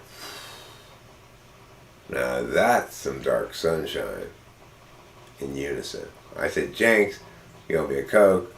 He didn't have a Coke. So I said, okay, I'll take a rain check. But then we forgot about it. He never did get me that Coke. You still owe me that Coke. Anyway, Fly Guy zipped up his pants because he had gone off behind some bushes with one of the Sherpa ladies, and I guess had some extracurricular activities of sorts that are of a more sensorial nature than normally interests me. But I too noticed she was a remarkably large-chested, young, nubile, flaxen-haired Sherpa, so I do understand the impulse. Regardless, what was her name? Or you don't remember either? Sherpa girl. We just call her Sherpa. Sherpy. Sherps a lot. Sherpy's fine. Little Sherpy. She'll appreciate being given a name by we non-savages. Okay. So, Siegfried, you've got the doctorate in theoretical physics, so that's why I'm making you in charge of pointing out where on that river down there the gold is. We've got that part down there where it goes like this. Pew, pew, pew, pew, pew, back and forth like that. Or we've got that part right there where it goes like this. Pew, and it gets wide for a second, it gets narrow, and it goes bloop. We got that squarish kind of part. We got the pew, pew, pew, pew, pew part. And then we got this part over here, which is like a series of little waterfalls. Where should we go, Siegfried? You're the science guy. You're the professor on Gilligan's Island, so you get to choose where we're going to find the gold. Is it going to be in the curvy part, the square part, or the waterfally part? Just be glad you got healed, Nothing Zero. I can kill you off at any moment. Don't get saucy with me. You might just have a bad can of pork and beans tonight for dinner and find yourself having salmonella next. You know what they say where I'm from? They say, not all that glitters is gold. Therefore, I think we should take from this that gold indeed glitters. Yeah, but does gold actually glitter? So are we looking for the part of the river that glitters the most? Okay, I'm going to say it's the waterfall part. Waterfall part it is. That's the part that glitters the most because it's got the most glittery water. Alright, so we arrive at the waterfall part. And I say, okay, so Jeremiah Fix, find me some gold. And he takes out a pan and starts putting it in the river. But it turns out he doesn't know how to pan for gold at all. First of all, he's got the wrong kind of pan. He's got like a cast iron saucepan. It's like, okay, dude, you don't understand what panning for gold is supposed to be. And then what he thinks he does, he just scoops up a bunch of rocks and sand and water, and then he just starts digging through with his hand. That's not how you pan for gold, Jeremiah Fix.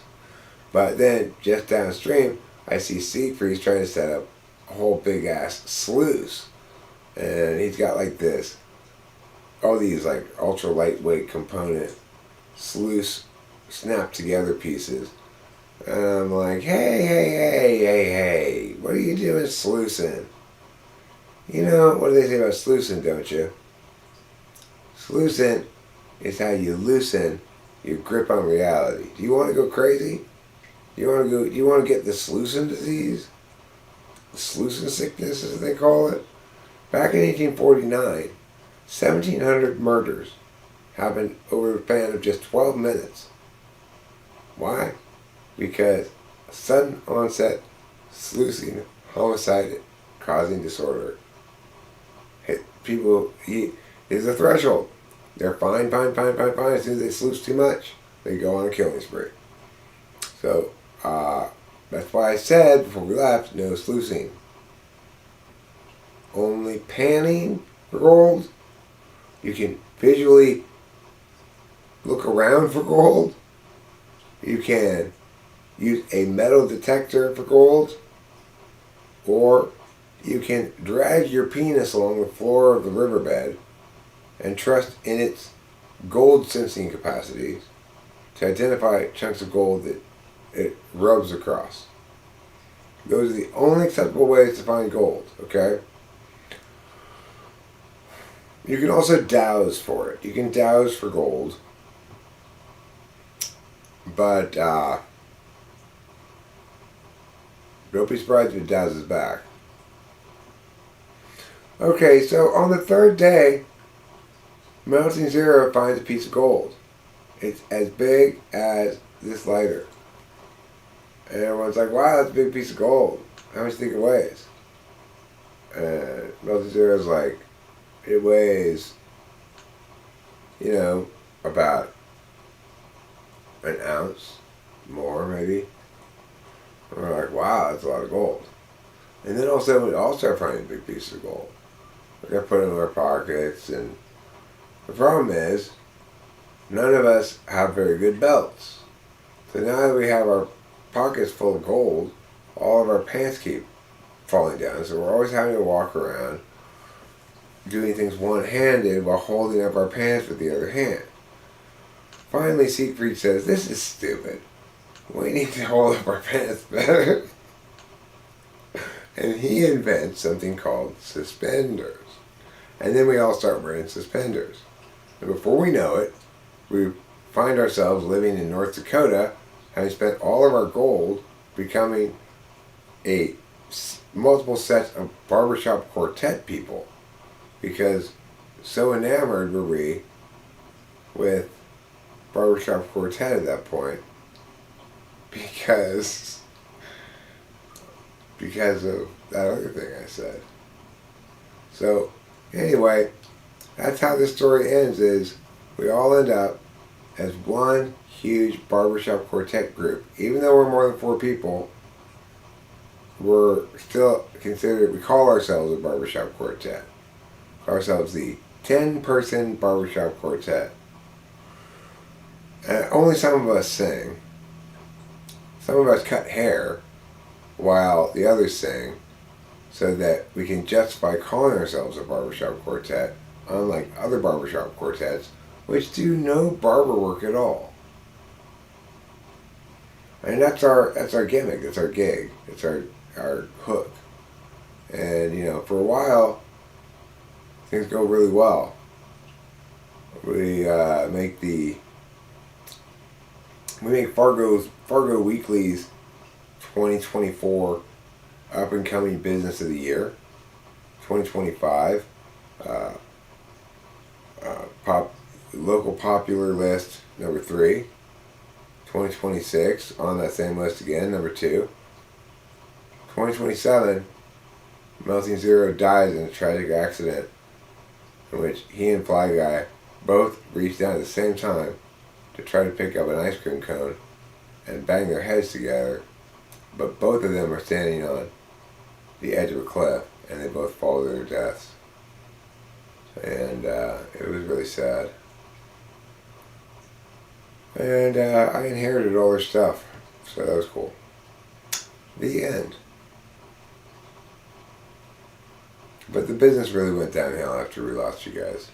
Nothing Zero and Fly Guy. It was just like nobody had any heart for it anymore, I mean, you were the only two who could do any of the barbering work, was the other thing. Once his mom mostly tap danced, Siegfried stood around and critiqued my efficiency. So, as a barbershop quartet singer, I was expected to do all 4 parts, of course. Oh, Dark Sunshine was there during bass. I can't forget about him. It's easy to forget about him because he's so dark. He blends in with everything, except for daytime.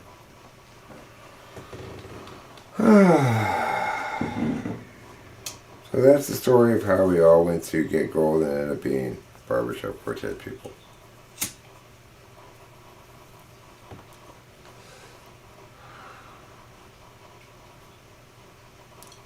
Thinking of that amount of cigarettes. And pretty much out of weed too. I guess that means it's time to end.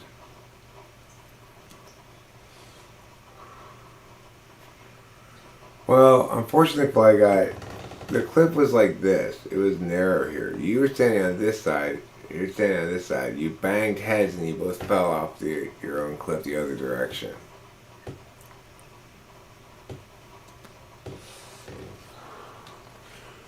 Boba Fett tried to reach out and grab you, but he had to put down his phone first. So, too late. So it's just too late. I mean, he's not going to obviously drop his phone.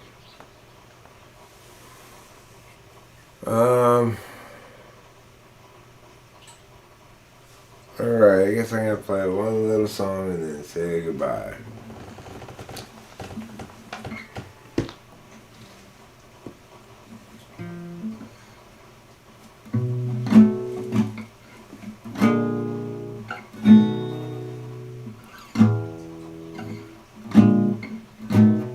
I got one little song before I say goodbye. One little song.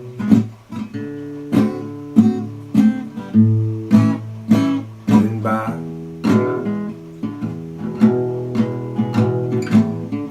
If I had two songs, I would sing them both, but that would be too wrong.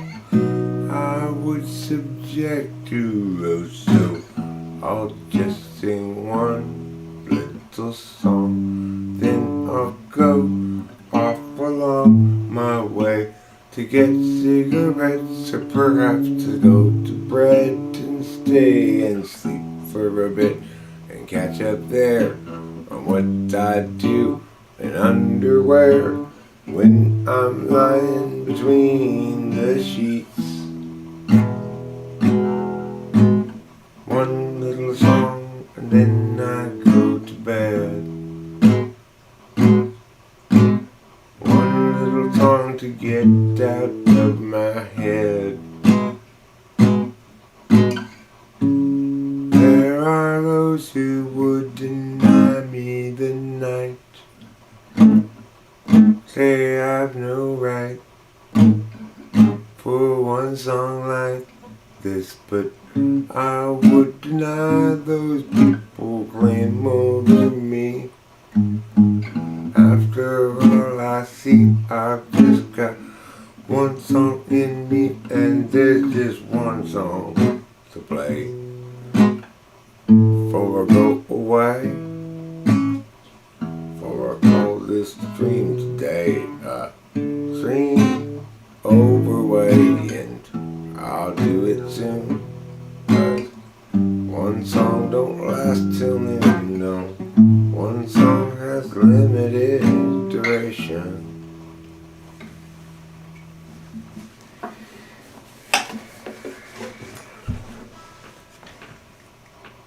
And there we go. Ja, like having each and half the screw slashes. I agree, just like those people. Okay, goodbye, I love you, thank you for being here, you're my favorites. You have a piece of my heart to take with you. Here you go.